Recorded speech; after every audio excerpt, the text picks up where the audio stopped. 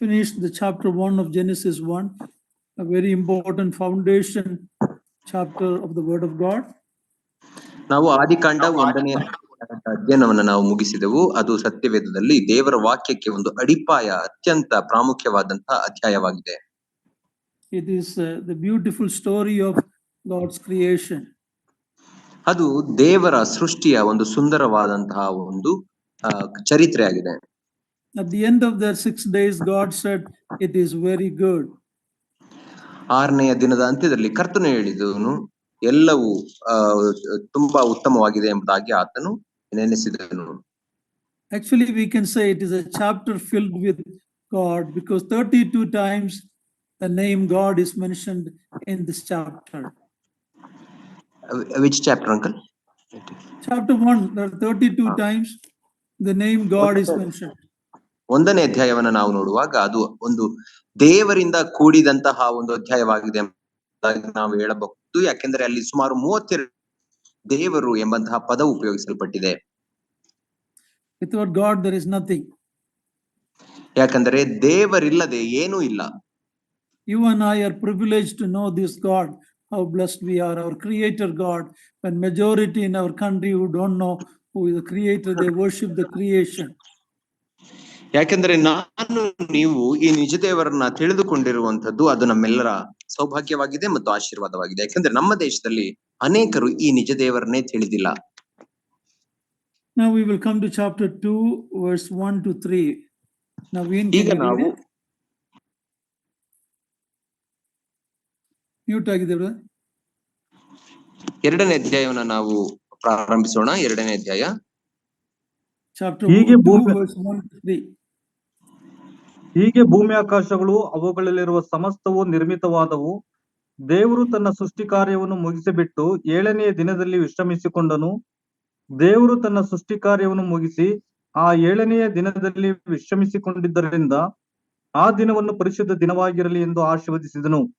ಇದೇ ಭೂಮಿ ಆಕಾಶಗಳ ನಿರ್ಮಾಣ ಚರಿತ್ರೆ. Now chapter 2 is taken from the 6-day creation of chapter 1. 2ನೆಯ ವಚನವನ್ನ ದೇವರ ಆ ಮೊದಲನೆಯ 6 ದಿನಗಳ ಸೃಷ್ಟಿ ಕ್ರಿಯೆಯಿಂದ ತೆಗೆದುಕೊಳ್ಳಲ್ಪಟ್ಟಿದೆ. But here in chapter 2 it mainly pertained to man. Sorry, would you please repeat, uncle? Sorry for the disturbance. Mainly chapter 2, even though chapter 2 is taken from the 6-day creation, it is mainly pertaining to man's creation. 2ನೆಯ ಅಧ್ಯಾಯವು ಅದು ಮೊದಲನೆಯ ಅಧ್ಯಾಯದ 6 ದಿನಗಳ ಸೃಷ್ಟಿ ಕ್ರಿಯೆಯಿಂದ ತೆಗೆದುಕೊಳ್ಳಲ್ಪಟ್ಟಿದ್ದರೂ ಸಹ ಇದು ಮಾನವನ ಸೃಷ್ಟಿ ಹೇಗಾಯಿತು ಎಂಬುದನ್ನ ನಮಗೆ ವಿವರವಾಗಿ ತಿಳಿಸುತ್ತದೆ. Because God created everything for man. ಯಾಕೆಂದ್ರೆ ದೇವರು ಎಲ್ಲವನ್ನ ಮನುಷ್ಯನಿಗಾಗಿ ನಿರ್ಮಿಸಿದನು. Here we read about the day of rest, the 7th day. ಇಲ್ಲಿ ನಾವು 7ನೇ ದಿನದ ಕುರಿತಾಗಿ ನಾವು ನೋಡಿಕೊಳ್ಳುತ್ತೇವೆ. ಅಲ್ಲಿ 7ನೇ ದಿನದಲ್ಲಿ ದೇವರು ವಿಶ್ರಮಿಸಿದನು ಎಂಬುದಾಗಿ ನೋಡುತ್ತೇವೆ. Now later it was known as the day of Sabbath for the Israelites. ನಂತರದ ದಿನಗಳಲ್ಲಿ ಈ 7ನೆಯ ದಿನವನ್ನ ಇಸ್ರಾಯೇಲರಿಗೆ ವಿಶ್ರಾಂತಿಯ ಸಬ್ಬತ್ ದಿನ ಎಂಬುದಾಗಿ ಕರೆಯಲಾಯಿತು. What does it mean by God resting from his work? 7ನೆಯ ದಿನದಲ್ಲಿ ಅಥವಾ ದೇವರು ತನ್ನ ಕ್ರಿಯೆಯಿಂದ ತನ್ನ ಕಾರ್ಯದಿಂದ ವಿಶ್ರಮಿಸಿಕೊಳ್ಳುತ್ತಾನೆ ಅಥವಾ ವಿಶ್ರಮಿಸಿಕೊಂಡನು ಎಂದರೆ ಅರ್ಥವೇನು? Does it mean God got so tired so he had to sit down and rest? ಅದರ ಅರ್ಥ ದೇವರು ಆತನು ತುಂಬಾ ಆಯಾಸಗೊಂಡಿದ್ದನು, ಆದ್ದರಿಂದ ಆತನಿಗೆ ವಿಶ್ರಾಂತಿಯ ಅವಶ್ಯಕತೆ ಇದೆ ಎಂಬುದಾಗಿಯಾ? He worked more than 40 hours a week and he is now tired, he need to rest. Is that what it means? ಅದರ ಅರ್ಥ ವಾರಕ್ಕೆ 40 ದಿನಕ್ಕಿಂತ ಹೆಚ್ಚು ಆತನು ಕೆಲಸ ಮಾಡಿರುವುದರಿಂದ ಈಗ ಆತನಿಗೆ ವಿಶ್ರಾಂತಿಯ ಅವಶ್ಯಕತೆ ಇದೆ ಎಂಬುದಾಗಿಯಾ? Not at all. We know that our God does not sleep or slumber. He doesn't need that kind of rest that we need. ಇಲ್ಲವೇ ಇಲ್ಲ. ಯಾಕಂದ್ರೆ ನಮಗೆ ಗೊತ್ತು ನಮ್ಮ ದೇವರು ಆತನು ತೂಕಡಿಸುವುದಿಲ್ಲ, ನಿದ್ರಿಸುವುದಿಲ್ಲ. ಮನುಷ್ಯರಿಗೆ ಬೇಕಾಗಿರುವ ಹಾಗೆ ಆತನಿಗೆ ವಿಶ್ರಾಂತಿಯ ಅವಶ್ಯಕತೆಯೂ ಇಲ್ಲ. What does it mean he rested? ಹಾಗಾದರೆ ಆತನು ವಿಶ್ರಮಿಸಿದನು ಅಂದರೆ ಅರ್ಥವೇನು? It is a rest of satisfaction completion of his work, satisfaction that comes from a finished work. ಅದರ ಅರ್ಥ ದೇವರು ತಾನು ಮಾಡಿ ಮುಗಿಸಿದಂತಹ ಪರಿಪೂರ್ಣ ಮಾಡಿದಂತಹ ಈ ಕಾರ್ಯದಿಂದ ತೃಪ್ತನಾದನು ಎಂಬುದಾಗಿ ಅದರ ಅರ್ಥವಾಗುತ್ತದೆ ಅಷ್ಟೇ. It is a great spiritual truth in the word of God. ಇದು ದೇವರ ವಾಕ್ಯದಲ್ಲಿರುವಂತಹ ಆತ್ಮೀಕವಾದಂತಹ ಒಂದು ಸತ್ಯಾಂಶವಾಗಿದೆ. In Hebrews 4 verse 9, Hebrews 4:9, read that. ನಾಲ್ಕನೆಯ ಇಬ್ರಿಯರಿಗೆ ಬರೆದ ಪತ್ರಿಕೆ 4ನೇ ಅಧ್ಯಾಯ 9ನೇ ವಚನದಲ್ಲಿ ನಾವು ಈ ರೀತಿ ಓದುತ್ತೇವೆ. ದಯಮಾಡಿ ಯಾರಾದ್ರೂ ಓದಿರಿ. ಆದುದರಿಂದ ದೇವಜನರು ಅನುಭವಿಸುವುದಕ್ಕಿರುವ ಸಬ್ಬತ್ ಎಂಬ ವಿಶ್ರಾಂತಿಯು ಇನ್ನೂ ಉಂಟು. God has kept a time of rest for us at the end of everything. ದೇವರು ಎಲ್ಲದರ ಅಂತ್ಯದಲ್ಲಿ ತನ್ನ ಮಕ್ಕಳಿಗೆ ಒಂದು ವಿಶ್ರಾಂತಿಯನ್ನ ಆತನು ಕಾಯ್ದಿರಿಸಿದ್ದಾನೆ. It is a picture of his perfect redemption. ಅದರ ಅರ್ಥ ಇದು ಆತನ ಪರಿಪೂರ್ಣವಾದಂತಹ ಬಿಡುಗಡೆಯ ಒಂದು ಚಿತ್ರಣವನ್ನು ನಮಗೆ ಕೊಡುತ್ತದೆ. In Matthew 11:29, we read the Lord Jesus Christ calling the heavy laden and burdened ones to come, I will give you rest. ನಾವು ಮತ್ತಾಯನ ಸುವಾರ್ತೆ 11ನೇ ಅಧ್ಯಾಯ 21ನೇ ವಚನದಲ್ಲಿ ನಾವು ಆತನು 29ನೇ ವಚನದಲ್ಲಿ ನಾವು ಈ ರೀತಿ ನೋಡಿಕೊಳ್ಳುತ್ತೇವೆ.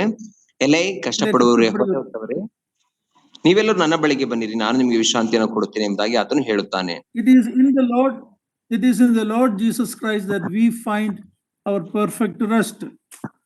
ನಮಗೆ ಪರಿಪೂರ್ಣವಾದಂತಹ ವಿಶ್ರಾಂತಿ ಸಿಕ್ಕುವುದು ಎಲ್ಲಿ ಅಂದರೆ ಅದು ನಮ್ಮ ಕರ್ತನಾದಂತಹ ಯೇಸು ಕ್ರಿಸ್ತನಲ್ಲಿಯೇ.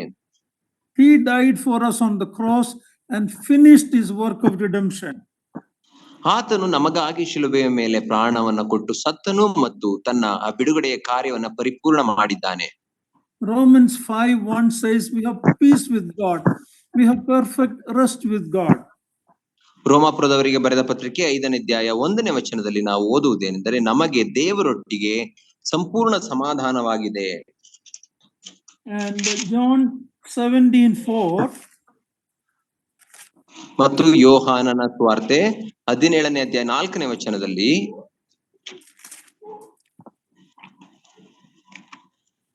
Jesus said, I have glorified you on the earth. I have finished the work which you have given me to do. John 17:4. 4ನೇ ವಚನ 17 ಯೋಹಾನ 4ನೇ ವಚನದಲ್ಲಿ ಮಾಡಬೇಕೆಂದು ನೀನು ನನಗೆ ಕೊಟ್ಟ ಕೆಲಸವನ್ನು ನಾನು ನೆರವೇರಿಸಿ ನಿನ್ನನ್ನು ಭೂಲೋಕದಲ್ಲಿ ಮಹಿಮೆ ಪಡಿಸಿದೆನು ಎಂಬುದಾಗಿ ಹೇಳುತ್ತಾನೆ. The Father is satisfied with the work of the Son on the cross.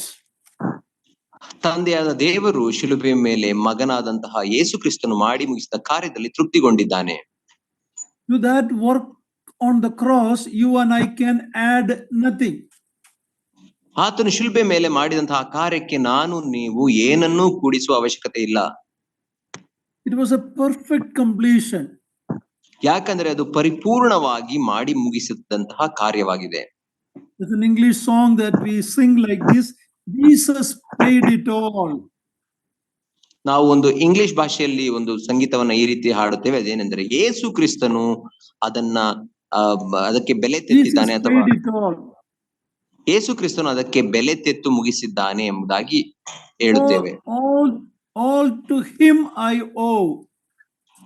ಆತನಿಗೆ ನಾನು ಅಡ್ಡ ಬೀಳುತ್ತೇನೆ.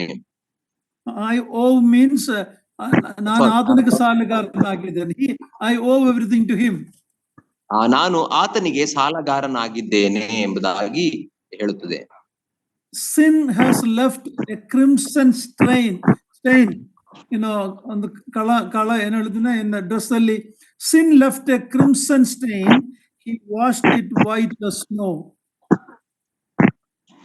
ಯೇಸು ಕ್ರಿಸ್ತನು ಅದನ್ನ ಪಾಪವು ನಮಗೆ ಒಂದು ರಕ್ತದ ರೀತಿಯ ಕಲೆಯನ್ನ ನಮ್ಮ ವಸ್ತ್ರಗಳಿಗೆ ಮಾಡಿತು. ಯೇಸು ಕ್ರಿಸ್ತನು ಅದನ್ನ ಹಿಮದ ಹಾಗೆ ಬಿಳುಪನ್ನಾಗಿ ತೊಳೆದನು.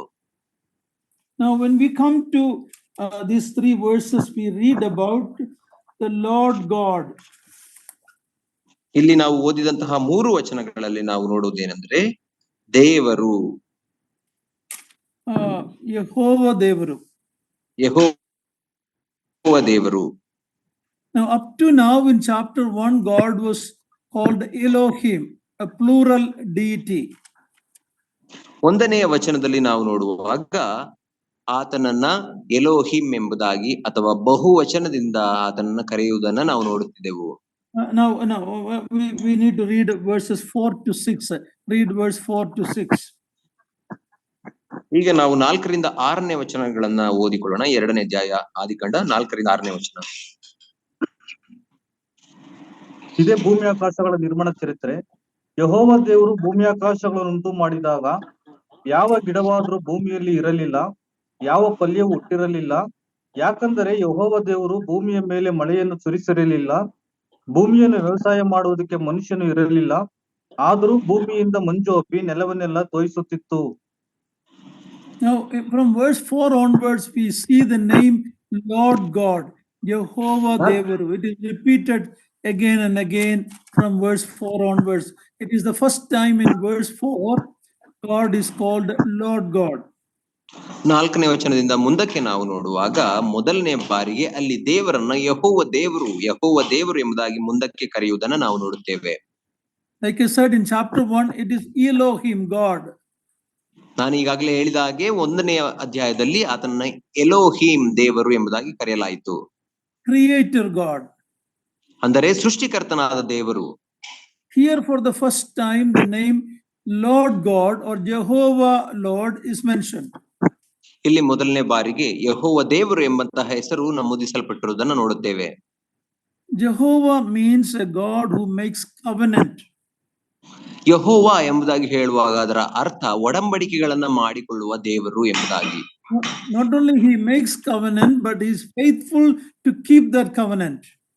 ಆತನು ಒಡಂಬಡಿಕೆಗಳನ್ನ ಮಾಡಿಕೊಳ್ಳುವುದು ಮಾತ್ರವಲ್ಲ, ಆತನು ಆ ಒಡಂಬಡಿಕೆಗಳನ್ನ ಕಾಪಾಡಿಕೊಳ್ಳುವುದಕ್ಕೂ ನಂಬಿಗಸ್ತನಾಗಿದ್ದಾನೆ. So some people think that there is a difference between chapter 1 and 2, and there is no, Moses is not the author of this book because of this different name. ಕೆಲವರು ಈ ರೀತಿ ಹೇಳುತ್ತಾರೆ, 1ನೇ ಅಧ್ಯಾಯಕ್ಕೂ 2ನೇ ಅಧ್ಯಾಯಕ್ಕೂ ವ್ಯತ್ಯಾಸವಿದೆ. ಯಾಕಂದ್ರೆ ಇಲ್ಲಿ ದೇವರಿಗೆ ಬೇರೆ ಬೇರೆ ಹೆಸರುಗಳನ್ನ ಕೊಟ್ಟಿರುವ ಕಾರಣ ಮೋಶೆ 2 ಅಧ್ಯಾಯಗಳನ್ನು ಬರೆದಿರಲಿಕ್ಕೆ ಸಾಧ್ಯವಿಲ್ಲ ಎಂಬುದಾಗಿ ಕೆಲವರು ಅಭಿಪ್ರಾಯ ಪಡುತ್ತಾರೆ. Anyhow, that Jehovah name is added here to show, especially in connection with the covenant God made with man. ಆದರೆ ಇಲ್ಲಿ ಯೆಹೋವ ಎಂಬಂತಹ ಹೆಸರು ಯಾಕೆ ಕೊಡಲ್ಪಟ್ಟಿದೆ ಅಂದರೆ ದೇವರು ಮಾನವನೊಟ್ಟಿಗೆ ಮಾಡಿಕೊಂಡಂತಹ ಒಡಂಬಡಿಕೆಯನ್ನು ಸೂಚಿಸುವುದಕ್ಕಾಗಿ. In verse 4, we also see the history of heavens and the earth, or the generation of heaven and earth. ಮೊದಲನೇ 4 ವಚನಗಳಲ್ಲಿ ನಾವು ಭೂಮಿ ಆಕಾಶಗಳನ್ನ ಕುರಿತಾಗಿ ನಾವು ನೋಡುತ್ತೇವೆ, ಅಥವಾ ಭೂಮಿ ಆಕಾಶಗಳ ಆ ಒಂದು ಪೀಳಿಗೆಗಳನ್ನ ನಾವು ನೋಡುತ್ತೇವೆ. It is the book of the beginnings, not only the book of the beginnings, but it is the book of the families. 2ನೇ ಅಧ್ಯಾಯವನ್ನು ನಾವು ನೋಡುವಾಗ ಅದು ಆರಂಭದ ಅಧ್ಯಾಯವು ಮಾತ್ರವಲ್ಲ, ಬದಲಾಗಿ ಇದು ಆ ಕುಟುಂಬಗಳ ಕುರಿತಾದಂತಹ ಅಧ್ಯಾಯವೂ ಸಹ ಆಗಿದೆ. So later we see this genealogy of so and so, so and so. We will see this phrase repeated. ನಾವು ನಂತರ ನೋಡುತ್ತೇವೆ, ಅಲ್ಲಿ ವಂಶಾವಳಿಗಳನ್ನ ಕುರಿತಾಗಿ ನೋಡುತ್ತೇವೆ. ಅಲ್ಲಿ ಈತನು ಇಂಥವನ ಮಗನು, ಈತನು ಇಂಥವನ ಮಗನು ಎಂಬುದಾಗಿ ಮುಂದಕ್ಕೆ ನೋಡುತ್ತೇವೆ. In chapter 1, we see God preparing a home for the man. 1ನೇ ಅಧ್ಯಾಯದಲ್ಲಿ ಮನುಷ್ಯನಿಗಾಗಿ ದೇವರು ಒಂದು ಮನೆ ಕಟ್ಟುವುದನ್ನ ನಾವು ನೋಡುತ್ತೇವೆ. Now God is getting ready to move this man into the place that he prepared for him. ಈಗ ದೇವರು ತಾನು ಮಾನವನಿಗಾಗಿ ನಿರ್ಮಿಸಿದಂತಹ ಸ್ಥಳಕ್ಕೆ ಮನುಷ್ಯನನ್ನ ಸ್ಥಳಾಂತರಿಸಲಿಕ್ಕಾಗಿ ಸಿದ್ಧತೆ ಮಾಡುತ್ತಿದ್ದಾನೆ. It says there was no man to till the ground in verse 6. 6ನೇ ವಚನದಲ್ಲಿ ಭೂಮಿಯನ್ನು ವ್ಯವಸಾಯ ಮಾಡುವುದಕ್ಕೆ ಮನುಷ್ಯನೂ ಇರಲಿಲ್ಲ ಎಂಬುದಾಗಿ ನೋಡುತ್ತೇವೆ. Even though the creation of man is mentioned in chapter 1, its details are given in chapter 2. So it's not a contradiction. ಆದ್ದರಿಂದ ನಾವು ನೋಡುವ ಹಾಗೆ 1ನೇ ಅಧ್ಯಾಯದಲ್ಲಿ ಮಾನವನ ಉತ್ಪತ್ತಿಯನ್ನ ಅಲ್ಲಿ ನಮೂದಿಸಿದರೂ ಸಹ ಇಲ್ಲಿ ವಿವರವಾಗಿ ಆತನು ಹೇಗೆ ಸೃಷ್ಟಿಸಲ್ಪಟ್ಟನು ಎಂಬುದನ್ನ ತಿಳಿಸಿರುವ ಕಾರಣ ಇದು ತದ್ವಿರುದ್ಧವಾದಂತಹ ಅಧ್ಯಾಯಗಳಲ್ಲ. Let's read verse 7. 7ನೇ ವಚನವನ್ನ ಓದಿಕೊಳ್ಳೋಣ. ಹೀಗಿರಲು ಯೆಹೋವ ದೇವರು ನೆಲದ ಮಣ್ಣಿನಿಂದ ಮನುಷ್ಯನನ್ನು ರೂಪಿಸಿ ಅವನ ಮೂಗಿನಲ್ಲಿ ಜೀವ ಶ್ವಾಸವನ್ನು ಊದಿದನು. ಆಗ ಮನುಷ್ಯನು ಬದುಕುವ ಪ್ರಾಣಿಯಾದನು.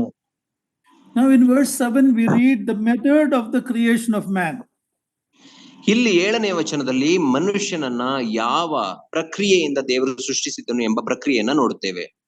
Physically he is taken out of the ground. ದೈಹಿಕವಾಗಿ ಮಾನವನು ಮಣ್ಣಿನಿಂದ ನಿರ್ಮಿಸಲ್ಪಟ್ಟಿದ್ದಾನೆ. Our bodies are made up of about 15 or 16 chemical elements. ನಾವು ನೋಡುವಾಗ ಮಾನವನ ದೇಹವು ಅದು 16ರಿಂದ 17 ವಿವಿಧವಾದಂತಹ ಖನಿಜಗಳಿಂದ ಮಾಡಲ್ಪಟ್ಟಿದೆ. Those are all actually in the ground. ಅವೆಲ್ಲವನ್ನ ನಾವು ನೋಡುವಾಗ ಭೂಮಿಯಲ್ಲಿ ಸಿಕ್ಕುವ ಖನಿಜಗಳು. Our physical part is taken out of the dust of the ground. ನಮ್ಮ ದೈಹಿಕ ಭಾಗವನ್ನ ದೇವರು ಭೂಮಿಯ ಮಣ್ಣಿನಿಂದ ತೆಗೆದುಕೊಂಡಿದ್ದಾನೆ. We know that it has very little value. ನಮಗೆ ಗೊತ್ತು ಅದಕ್ಕೆ ಯಾವುದೇ ಬೆಲೆ ಇಲ್ಲ ಅಥವಾ ಅಲ್ಪ ಬೆಲೆ ಉಳ್ಳದ್ದು. But man is more than dust. ಆದರೆ ಮಾನವನು ಮಣ್ಣಿಗಿಂತ ಮಿಗಿಲಾದವನು. God given a spirit, breath of life. So we have the physical and the spiritual coming together. ದೇವರು ಮನುಷ್ಯನ ಮೂಗಿನಲ್ಲಿ ಜೀವಶ್ವಾಸವನ್ನು ಊದಿದನು ಮತ್ತು ಒಂದು ಆತ್ಮವನ್ನ ಮಾನವನಿಗೆ ಕೊಟ್ಟನು. ಆದ್ದರಿಂದ ನಾವೆಲ್ಲರೂ ಆತ್ಮಿಕ ಪ್ರಾಣಿಗಳಾದೆವು. There's a combination of physical and spiritual. ಅದೇ ಆತ್ಮಿಕವಾದಂತಹ ಮತ್ತು ಭೌತಿಕವಾದಂತಹ ಸಂಗತಿಗಳ ಒಂದು ಮಿಶ್ರಣವಾಗಿದೆ ಅಲ್ಲಿ. The physical came from the earth, but the spiritual came from God. ಮಾನವನ ದೈಹಿಕವಾದಂತಹ ಭೌತಿಕ ಭಾಗವು ಅದು ಮಣ್ಣಿನಿಂದ ಬಂತು, ಆದರೆ ಆತ್ಮಿಕ ಭಾಗವು ಅದು ದೇವರಿಂದ ಬಂದಂತದ್ದು. Through that spirit, man is brought into a marvelous relationship with the Creator. ಆದ್ದರಿಂದಲೇ ಇದು ಸತ್ಯವಾಗಿದೆ. ಏನೆಂದರೆ ದೇವರೊಟ್ಟಿಗೆ ತನ್ನ ಸೃಷ್ಟಿಕರ್ತನೊಟ್ಟಿಗೆ ಸಂಬಂಧವನ್ನ ಉತ್ತಮ ಸಂಬಂಧವನ್ನು ಹೊಂದಲಿಕ್ಕಾಗಿ ದೇವರು ಅದನ್ನ ಆತ್ಮೀಕ ವ್ಯಕ್ತಿಯನ್ನಾಗಿ ನಿರ್ಮಿಸಿದನು. Something no other creatures on earth has. ಭೂಮಿಯ ಮೇಲಿರುವಂತಹ ಪ್ರಾಣಿಗಳು ಮಾತ್ರ ಹೊಂದಿರುವ ಅಥವಾ ಸೃಷ್ಟಿಗಳು ಮಾತ್ರ ಹೊಂದಿರುವಂತಹ ಆತ್ಮ. We can see that difference between man and all the other creatures on the earth. ಇದರಿಂದಲೇ ನಮಗೆ ಗೊತ್ತಾಗುವುದೇನೆಂದರೆ ಮನುಷ್ಯನಿಗೂ ಭೂಮಿಯ ಮೇಲಿರುವಂತಹ ಬೇರೆ ಪ್ರಾಣಿಗಳಿಗೂ ಇರುವ ವ್ಯತ್ಯಾಸವು ಗೊತ್ತಾಗುತ್ತದೆ. He has in his being a capacity for God, to know God, to serve God, to worship God, to love God. That capacity is given to man. ಮಾನವನಿಗೆ ದೇವರು ತನ್ನನ್ನ ಅಥವಾ ದೇವರನ್ನ ತಿಳಿದುಕೊಳ್ಳುವಂತಹ ಸಾಮರ್ಥ್ಯವನ್ನ, ಆತನನ್ನ ಪ್ರೀತಿಸುವಂತಹ ಸಾಮರ್ಥ್ಯವನ್ನ ಕೊಟ್ಟಿದ್ದಾನೆ. ಆದ್ದರಿಂದಲೇ ಮಾನವನು ದೇವರನ್ನ ತಿಳಿದುಕೊಳ್ಳಬಹುದು. We know God has also created angels in heaven. ನಮಗೆ ಗೊತ್ತು ದೇವರು ಪರಲೋಕದಲ್ಲಿ ದೇವದೂತರನ್ನು ಸಹ ಸೃಷ್ಟಿಸಿದ್ದಾನೆ. But we know very little about their makeup. ಆದರೆ ಆ ದೇವದೂತರನ್ನ ಹೇಗೆ ನಿರ್ಮಿಸಿದ್ದಾನೆ ಎಂಬಂತ ಕುರಿತಾಗಿ ನಮಗೆ ಕಡಿಮೆ ತಿಳಿದಿದೆ. They are spirit beings or ministering spirits, we are told. ಅವರ ಬಗ್ಗೆ ನಮಗೆ ಸತ್ಯವೇದ ಹೇಳುವುದೇನೆಂದರೆ ಅವರು ಆತ್ಮೀಕವಾದಂತಹ ವ್ಯಕ್ತಿಗಳು ಅಥವಾ ಆತ್ಮದಲ್ಲಿರುವಂತವರು ಮತ್ತು ಊಳಿಗದ ಆತ್ಮಗಳು ಎಂಬುದಾಗಿ ಗೊತ್ತಾಗುತ್ತದೆ. But man has a unique makeup. ಆದರೆ ಮಾನವನನ್ನ ನೋಡುವಾಗ ಆತನ ವಿಶಿಷ್ಟವಾಗಿ ದೇವರು ನಿರ್ಮಿಸಿದ್ದಾನೆ. Human speech is amazing. The capacity to communicate. ಮಾನವನು ಇತರರೊಟ್ಟಿಗೆ ಸಂಭಾಷಿಸುವಂತಹ ಅಥವಾ ಸಂಬಂಧ ಏರ್ಪಡಿಸುವಂತಹ ಅಥವಾ ಮಾತನಾಡುವಂತಹ ಒಂದು ಸಾಮರ್ಥ್ಯ ಅದು ವಿಶೇಷವಾದದ್ದು. Man has a conscience. ಮತ್ತು ಮಾನವನಿಗೆ ಒಂದು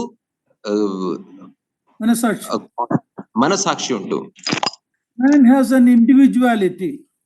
ಮತ್ತು ಮಾನವನಿಗೆ ಒಂದು ವ್ಯಕ್ತಿತ್ವ ಅಥವಾ ತನ್ನದೇ ಆದಂತಹ ಸ್ವತಂತ್ರ ವ್ಯಕ್ತಿತ್ವವನ್ನು ದೇವರು ಕೊಟ್ಟಿದ್ದಾನೆ. These are things that the evolution cannot explain how it came. ಈ ಎಲ್ಲಾ ಸಂಗತಿಗಳನ್ನ ಆ ವಿಕಸನವಾದವು ಹೇಗೆ ಮಾನವನಲ್ಲಿ ಬಂತು ಎಂಬುದನ್ನ ವಿವರಿಸಲಿಕ್ಕೆ ಸಾಧ್ಯವಿಲ್ಲ. So we have the answer in Psalm 139. We are fearfully and wonderfully created by God. ಆದರೆ ಇದಕ್ಕೆ ಉತ್ತರ 139ನೇ ಕೀರ್ತನೆಯಲ್ಲಿ ನಮಗೆ ಸಿಕ್ಕುತ್ತದೆ. ಅದೇನೆಂದರೆ ದೇವರು ನಮ್ಮನ್ನ ವಿಚಿತ್ರವಾಗಿಯೂ ಅದ್ಭುತವಾಗಿಯೂ ನಿರ್ಮಿಸಿದ್ದಾನೆ ಎಂಬುದಾಗಿ 139ನೇ ಕೀರ್ತನೆಯಲ್ಲಿ ನೋಡುತ್ತೇವೆ. In verse 6 of chapter 2, we saw the condition on the earth before man was formed. ಇಲ್ಲಿ 2ನೇ ಅಧ್ಯಾಯದ 6ನೇ ವಚನದಲ್ಲಿ ಮನುಷ್ಯನು ಉಂಟಾಗುವುದಕ್ಕಿಂತ ಮುಂಚೆ ಭೂಮಿಯ ಪರಿಸ್ಥಿತಿ ಹೆಂಗಿತ್ತು ಎಂಬುದನ್ನು ನಮಗೆ ಅಲ್ಲಿ ನೋಡುತ್ತೇವೆ. Then verse 7 says the fuller account, the greater account of man's creation. Adam means red or mannu. It's a color of the dirt which is red. 7ನೇ ವಚನದಲ್ಲಿ ಮಾನವನ ಅಥವಾ ಮನುಷ್ಯನ ಆದಾಮನ ಕುರಿತಂತ ವಿವರಣೆಯನ್ನು ನೋಡುತ್ತೇವೆ. ಆದಾಮ ಎಂಬುದಾಗಿ ಹೇಳುವಾಗ ಕೆಮ್ಮಣ್ಣು ಅಥವಾ ಕೆಂಪಾದ ಮಣ್ಣು ಎಂಬುದಾಗಿ ಅರ್ಥವಾಗುತ್ತದೆ. From the dust from which he was taken. ಅಂದರೆ ನೆಲದ ಮಣ್ಣಿನಿಂದ, ಯಾವ ಮಣ್ಣಿನಿಂದ ತೆಗೆಯಲ್ಪಟ್ಟನೋ ಅದೇ ಹೆಸರನ್ನು ಆದಾಮನಿಗೆ ಕೊಡಲ್ಪಟ್ಟಿದೆ. We know that when death came in, physical death came in, these two elements will separate. The spirit will go to the God who created it, and the dust, earth, the body will go to the ground. ನಂತರ ನಮಗೆ ಗೊತ್ತಾಗುವುದೇನೆಂದರೆ, ದೈಹಿಕವಾದಂತಹ ಮರಣವು ಮಾನವನಿಗೆ ಬಂದಾಗ ದೇಹದ ಭೌತಿಕ ಭಾಗವು ಅದು ಮಣ್ಣನ್ನ ಸೇರುತ್ತದೆ ಮತ್ತು ಆತ್ಮಿಕ ಭಾಗವು ಅದು ದೇವರನ್ನ ಸೇರಿಕೊಳ್ಳುತ್ತದೆ. Animals have body and soul, sharira, prana, but we only have sharira, prana, atma. We have body, soul, and spirit. We are a three-part being. ಪ್ರಾಣಿಗಳಿಗೆ ಕೇವಲ ದೇಹ ಮತ್ತು ಅಥವಾ ಶರೀರ ಅಥವಾ ಪ್ರಾಣ ಉಂಟು, ಆದರೆ ಮನುಷ್ಯರಿಗೆ ದೇಹ, ಆತ್ಮ, ಪ್ರಾಣ ಹೀಗೆ 3 ಭಾಗಗಳುಂಟು. Sometimes man is told as 2-part. When it says soul, it means soul and spirit. Sometimes it is explained body, soul, and spirit. ಕೆಲವು ಕಡೆಗಳಲ್ಲಿ ಮಾನವನನ್ನ ಕೇವಲ 2 ಭಾಗ ಉಳ್ಳವನಾಗಿ ಅಥವಾ ಆ ಪ್ರಾಣ ಎಂಬುದಾಗಿ ಹೇಳುವುದನ್ನು ನಾವು ನೋಡ್ತೇವೆ. ದೇಹ, ಪ್ರಾಣ ಎಂಬುದಾಗಿ. ಅದರ ಅರ್ಥ ಆತ್ಮವೂ ಕೂಡ ಅದರಲ್ಲಿ ಸೇರಲ್ಪಟ್ಟಿದೆ. ಇನ್ನೊಂದು ಕೆಲವು ಭಾಗಗಳಲ್ಲಿ 3 ವಿಧಗಳನ್ನ ಕೊಡಲ್ಪಟ್ಟಿದೆ. ಆತ್ಮ, ಪ್ರಾಣ, ಶರೀರ ಎಂಬುದಾಗಿ ಕೊಡಲ್ಪಟ್ಟಿದೆ. When other creation, the animals die, their story ends. They are no more. It's just like a vapor going, an air going. Their life is over. But man is not like that. The spirit came from God. That has a capacity to know God, and that spirit will return to the God who gave the spirit. ಪ್ರಾಣಿಗಳ ಕುರಿತಾಗಿ ನಾವು ನೋಡುವಾಗ, ಪ್ರಾಣಿ ಪಕ್ಷಿಗಳು ಸತ್ತ ನಂತರ ಅವುಗಳು ಇಲ್ಲದಾಗಿ ಹೋಗುತ್ತವೆ. ಯಾವ ರೀತಿಯಲ್ಲಿ ಹಬೆ ಅಥವಾ ಗಾಳಿಯು ಇಲ್ಲದಾಗಿ ಹೋಗುತ್ತದೋ ಅದೇ ರೀತಿ. ಆದರೆ ಮಾನವನ ಕುರಿತಾಗಿ ನೋಡುವಾಗ, ಆತನು ಸತ್ತ ನಂತರ ಆತ್ಮವು ಅದು ದೇವರ ಬಳಿಗೆ ಹೋಗುತ್ತದೆ. ಆದ್ದರಿಂದಲೇ ಮಾನವನಿಗೆ ದೇವರನ್ನ ತಿಳಿದುಕೊಳ್ಳಲಿಕ್ಕೆ ಶಕ್ತಿ ಉಂಟು. Okay, now let's read verse 8 to 14. ಈಗ 8ರಿಂದ 14ನೇ ವಚನವನ್ನು ಓದಿಕೊಳ್ಳೋಣ. ಇದಲ್ಲದೆ ಯೆಹೋವ ದೇವರು ಮೂಡಣ ದಿಕ್ಕಿನಲ್ಲಿರುವ ಎದೆನ್ ಸೀಮೆಯಲ್ಲಿ ಒಂದು ಉದ್ಯಾನವನ್ನು ಮಾಡಿ ತಾನು ರೂಪಿಸಿದ ಮನುಷ್ಯನನ್ನು ಅದರಲ್ಲಿ ಇರಿಸಿದನು. ಮತ್ತು ಯೆಹೋವ ದೇವರು ನೋಟಕ್ಕೆ ರಮ್ಯವಾಗಿಯೂ ಊಟಕ್ಕೆ ಅನುಕೂಲವಾಗಿಯೂ ಇರುವ ಎಲ್ಲಾ ತರದ ಮರಗಳನ್ನು ಆ ಭೂಮಿಯಲ್ಲಿ ಬೆಳೆಯ ಮಾಡಿದನು. ಅದಲ್ಲದೆ ಆ ವನ ಮಧ್ಯದಲ್ಲಿ ಜೀವದಾಯಕ ವೃಕ್ಷವನ್ನು, ಒಳ್ಳೆದರ ಕೆಟ್ಟದರ ಅರುವನ್ನು ಹುಟ್ಟಿಸುವ ವೃಕ್ಷವನ್ನು ಬೆಳೆಸಿದನು. ಎದೆನ್ ಸೀಮೆಯಲ್ಲಿ ಒಂದು ನದಿ ಹುಟ್ಟಿ ಆ ವನವನ್ನು ತೋಯಿಸುತ್ತಿತ್ತು. ಅದು ಆಚೆ ಕಡೆಯಲ್ಲಿ ಒಡೆದು 4 ಶಾಖೆಗಳಾಯಿತು. ಮೊದಲನೇದರ ಹೆಸರು ಪೀಶೋನ್. ಅದು ಬಂಗಾರ ದೊರಕುವ ಅವಿಲ ದೇಶವನ್ನೆಲ್ಲ ಸುತ್ತುವುದು. ಆ ದೇಶದ ಬಂಗಾರವು ಶ್ರೇಷ್ಠವಾದದ್ದು. ಅಲ್ಲಿ ಬದುಲೋಕ ಧೂಪವು ಗೋಮೇಧಿಕ ರತ್ನವು ಸಿಕ್ಕುತ್ತವೆ. 2ನೆಯ ನದಿಯ ಹೆಸರು ಗೀಹೋನ್. ಅದು ಕೂಶ್ ದೇಶವನ್ನೆಲ್ಲ ಸುತ್ತುವುದು. 3ನೆಯ ನದಿಯ ಹೆಸರು ಇದ್ದೇಕಲ್. ಅದು ಅಶೂರ್ ದೇಶದ ಮುಂದೆ ಹರಿಯುವುದು. 4ನೆಯದು ಎಫ್ರೋಟಿಸ್ ನದಿ. Here we read about God planted Garden of Eden. ಇಲ್ಲಿ ನಾವು ಓದುವುದೇನೆಂದರೆ, ದೇವರು ಏದೇನ್ ವನವನ್ನ ಆತನು ಸೃಷ್ಟಿಸಿದನು ಅಥವಾ ಉಂಟು ಮಾಡಿದನು. Now where was the Garden of Eden? ಹಾಗಾದರೆ ಏದೇನ್ ವನವು ಎಲ್ಲಿತ್ತು ಭೂಮಿಯ ಮೇಲೆ? Now we know at the end of chapter 3, God has put cherubims to guard the Garden of Eden, and man was sent out to the Garden of Eden, we know. ನಾವು ನೋಡುವಾಗ 3ನೇ ಅಧ್ಯಾಯದ ಅಂತ್ಯಭಾಗದಲ್ಲಿ ದೇವರು ಏದೇನ್ ವನಕ್ಕೆ ಹೋಗುವ ದಾರಿಯಲ್ಲಿ ದಗದಗನೆ ಪ್ರಜ್ವಲಿಸುವ ಖಡ್ಗವನ್ನು ದೇವದೂತರನ್ನ ಅದನ್ನ ಕಾಯಲಿಕ್ಕೆ ಇಟ್ಟನು ಎಂಬುದಾಗಿ ನಾವು ನೋಡುತ್ತೇವೆ. ಹಾಗಾದರೆ Eden ವನವು ಎಲ್ಲಿತ್ತು? But we're looking at the names of some of these rivers. We understand it is in the Mesopotamian valley or of the Middle East. ಇಲ್ಲಿ ನಾವು ನೋಡುವಾಗ ಇಲ್ಲಿ ಕೊಡಲ್ಪಟ್ಟಿರುವಂತಹ ಕೆಲವು ನದಿಗಳ ಹೆಸರಿನ ಮೂಲಕ ನಮಗೆ ಅರ್ಥವಾಗುವುದೇನೆಂದರೆ ಮೆಸಪೊತಾಮಿಯದ ಒಂದು ನದಿಯ ಸೀಮೆಯಲ್ಲಿ ಇತ್ತು ಎಂಬುದಾಗಿ ನಾವು ಅರ್ಥವಾಗುತ್ತದೆ, ಅಥವಾ ಮಧ್ಯಪ್ರಾಚ್ಯ ದೇಶದಲ್ಲಿ ಅದು ಇತ್ತು. It is also called the fertile crescent. Crescent is like the moon shape. ಫಲವತ್ತಾದ ಒಂದು ಸ್ಥಳ. It is a God planted garden. ಅದನ್ನ ನಾವು ಫಲವತ್ತಾದಂತಹ ಅರ್ಧಾಕಾರದ ಚಂದ್ರನ ಆಕಾರದಲ್ಲಿ ಇರುವಂತಹ ಸ್ಥಳ ಎಂಬುದಾಗಿ ಕರೆಯುತ್ತೇವೆ. ಅದು ದೇವರಿಂದ ನೆಡಲ್ಪಟ್ಟ ಕಾರಣ ಅದು ಫಲವತ್ತಾಗಿತ್ತು. And we read that there were unusual trees that gives different kinds of fruits. ಅಲ್ಲಿ ನಾವು ನೋಡುವಾಗ ಎಲ್ಲೂ ಕಾಣದಂತಹ ಒಂದು ವಿಶಿಷ್ಟವಾದಂತಹ ಹಣ್ಣಿನ ಮರಗಳು ಅಲ್ಲಿದ್ದವು ಎಂಬುದಾಗಿ ನಾವು ನೋಡುತ್ತೇವೆ. There was tree of life also there. ಅಲ್ಲಿ ಜೀವದಾಯಕ ವೃಕ್ಷವೂ ಸಹ ಇತ್ತು. Tree of knowledge of good and evil also. ಕೆಟ್ಟದರ ಒಳ್ಳೆದರ ಅರ್ಹನು ಹುಟ್ಟಿಸುವಂತಹ ಮರವೂ ಸಹ ಅಲ್ಲಿ ಇತ್ತು. The last one mentioned as the tree of the knowledge of good and evil, it was there to provide a test of man's obedience. ಅಲ್ಲಿ ಕೆಟ್ಟದರ ಒಳ್ಳೆದರ ಅರ್ಹನು ಹುಟ್ಟಿಸುವಂತಹ ಮರವೂ ಸಹ ಇಡಲ್ಪಟ್ಟಿತ್ತು ಎಂಬುದಾಗಿ ನಾವು ನೋಡುವಾಗ ಮಾನವನ ವಿಧೇಯತ್ವವನ್ನ ಪರೀಕ್ಷಿಸಲಿಕ್ಕಾಗಿ ದೇವರು ಅಲ್ಲಿ ಆ ಮರವನ್ನ ಇಟ್ಟಿದ್ದನು. These fruits were so beautiful, so practical, good for food. ಈ ಹಣ್ಣುಗಳು, ಈ ಮರದ ಹಣ್ಣುಗಳು ನೋಡಲಿಕ್ಕೆ ರಮ್ಯವಾಗಿಯೂ ತಿನ್ನುವುದಕ್ಕೆ ಅಥವಾ ಆಹಾರಕ್ಕೆ ರುಚಿಕರವಾಗಿಯೂ ಇದ್ದವು. How beautiful this garden must have been. Can you imagine it? God himself planted it. How beautiful it must have been. ದೇವರು ಮಾಡಿದಂತಹ ಈ ತೋಟವು ಎಷ್ಟು ಸುಂದರವಾಗಿರಬಹುದು ಎಂಬುದಾಗಿ ಊಹಿಸಿಕೊಳ್ಳಬಹುದಾ?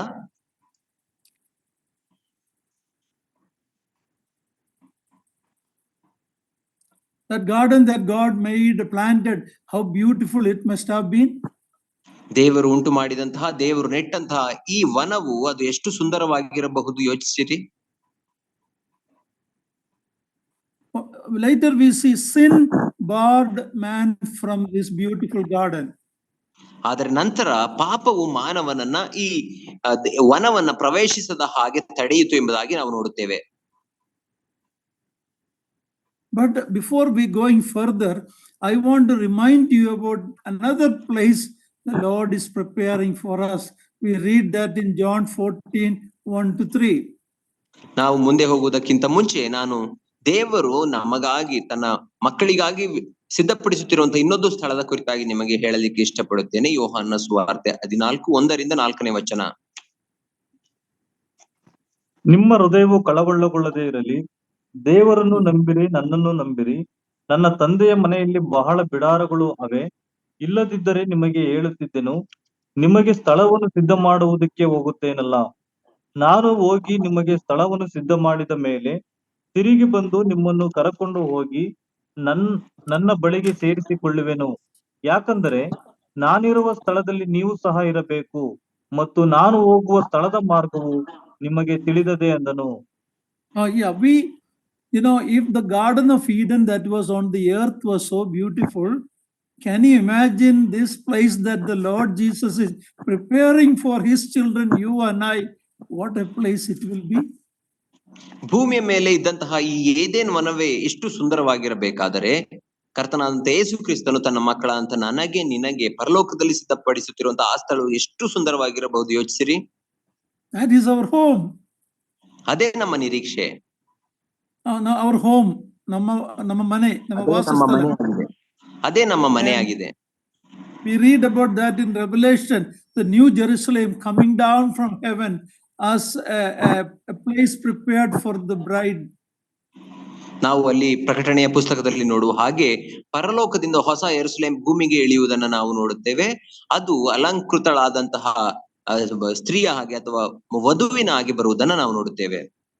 So anyhow, even though sin has ruined this present earth that God made, still if you go to many places in this world, in India, if you go to many places, you still can see the beauty of God's creation.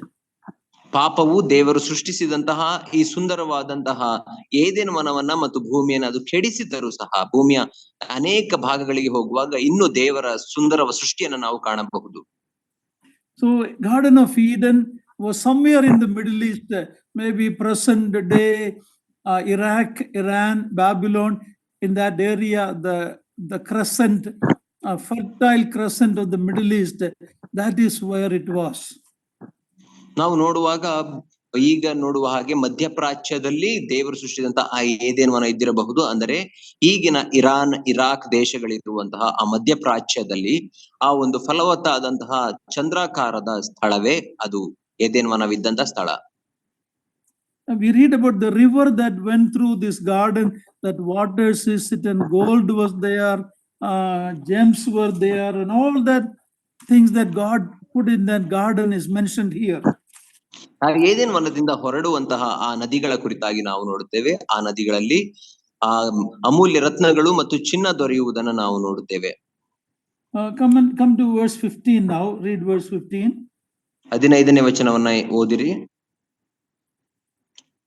ಯೆಹೋವ ದೇವರು ಆ ಮನುಷ್ಯನನ್ನು ಕರಕೊಂಡು ಹೋಗಿ ಎದೆನ್ ತೋಟವನ್ನು ವ್ಯವಸಾಯ ಮಾಡುವುದಕ್ಕೂ ಕಾಯುವುದಕ್ಕೂ ಅದರಲ್ಲಿ ಇಟ್ಟನು. We read that the man was to dress and keep the garden. ಇಲ್ಲಿ ನಾವು ಓದುವಾಗ ಮಾನವನು ಆ ತೋಟವನ್ನ ಕಾಯ್ದುಕೊಳ್ಳಬೇಕು ಮತ್ತು ವ್ಯವಸಾಯ ಮಾಡಬೇಕಿತ್ತು. In other words, man has dominion over all the forces of nature which responded to him before the sin entered. He had dominion over that. The nature and all submitted to him. ನಾವು ನೋಡುವಾಗ ಪಾಪವು ಪ್ರವೇಶಿಸುವುದಕ್ಕಿಂತ ಮುಂಚೆ ದೇವರು ಮನುಷ್ಯನಿಗೆ ಭೂಮಿಯ ಮೇಲೆ ಮತ್ತು ಪ್ರಕೃತಿಯ ಮೇಲೆ ಅಧಿಕಾರವನ್ನು ಕೊಟ್ಟಿದ್ದನು. ಆತನು ಭೂಮಿಯ ಮೇಲೆ ಪ್ರಕೃತಿಯ ಮೇಲೆ ಅಧಿಕಾರ ನಡೆಸುವಾಗ ಅದು ಆತನಿಗೆ ವಿಧೇಯವಾಗುತ್ತಿತ್ತು ಪಾಪವು ಪ್ರವೇಶಿಸುವುದಕ್ಕಿಂತ ಮುಂಚೆ ಎಂಬುದಾಗಿ ನಾವು ನೋಡುತ್ತೇವೆ. Verse 16 and 17. 16-17ನೇ ವಚನ. ಇದಲ್ಲದೆ ಯೆಹೋವ ದೇವರು ಆ ಮನುಷ್ಯನಿಗೆ, ನೀನು ತೋಟದಲ್ಲಿರುವ ಎಲ್ಲಾ ಮರಗಳ ಹಣ್ಣುಗಳನ್ನು ಯಥೇಚ್ಛವಾಗಿ ತಿನ್ನಬಹುದು, ಒಳ್ಳೆದರ ಕೆಟ್ಟದರ ಅರಿವನ್ನು ಹುಟ್ಟಿಸುವ ಮರದ ಹಣ್ಣನ್ನು ಮಾತ್ರ ತಿನ್ನಬಾರದು, ತಿಂದ ದಿನ ಸತ್ತೇ ಹೋಗುವಿ ಎಂದು ವಿಧಿಸಿದನು. Now we read about the one condition God has placed on man. ಇಲ್ಲಿ ದೇವರು ಮನುಷ್ಯನಿಗೆ ವಿಧಿಸಿದಂತಹ ಒಂದು ಕಂಡೀಷನ್ ಅಥವಾ ಒಂದು ನಿಬಂಧನೆ. One thing God prevented or told him not to do. One condition. ಒಂದು ನಿಬಂಧನೆಯನ್ನ ಅಥವಾ ಹಾಕುವುದನ್ನ ನಾವು ನೋಡುತ್ತೇವೆ.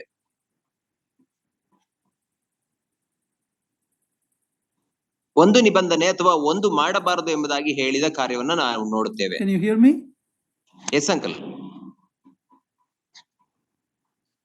It was not God's original intention for man to die.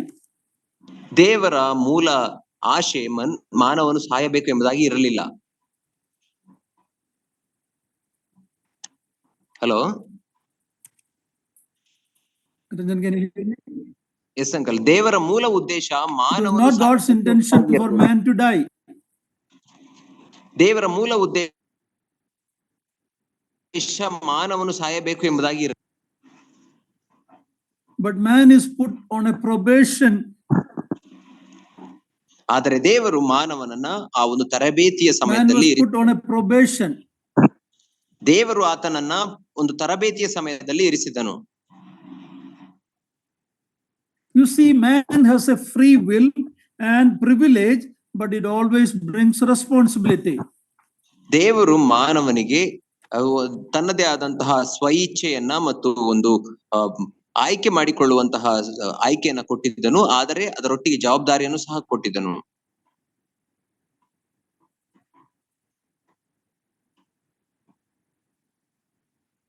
Man is given a free will, but this free will has to be tested to determine whether he will obey God or not.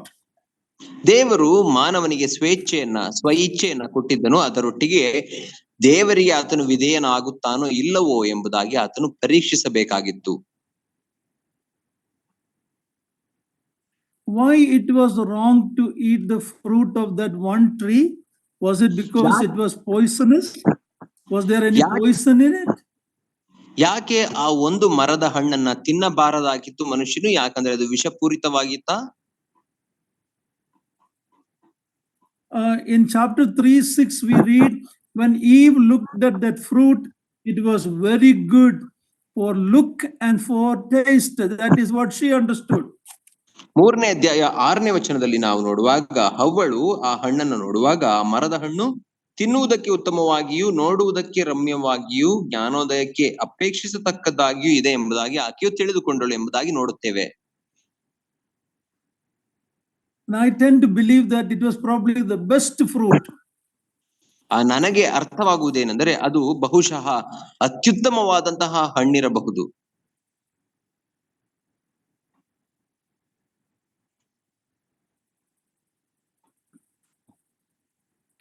ನನಗೆ Why it was wrong to eat that fruit? ಯಾಕೆ ಆ ಮರದ ಹಣ್ಣನ್ನ ತಿನ್ನುವುದು ಅದು ತಪ್ಪಾಗಿತ್ತು?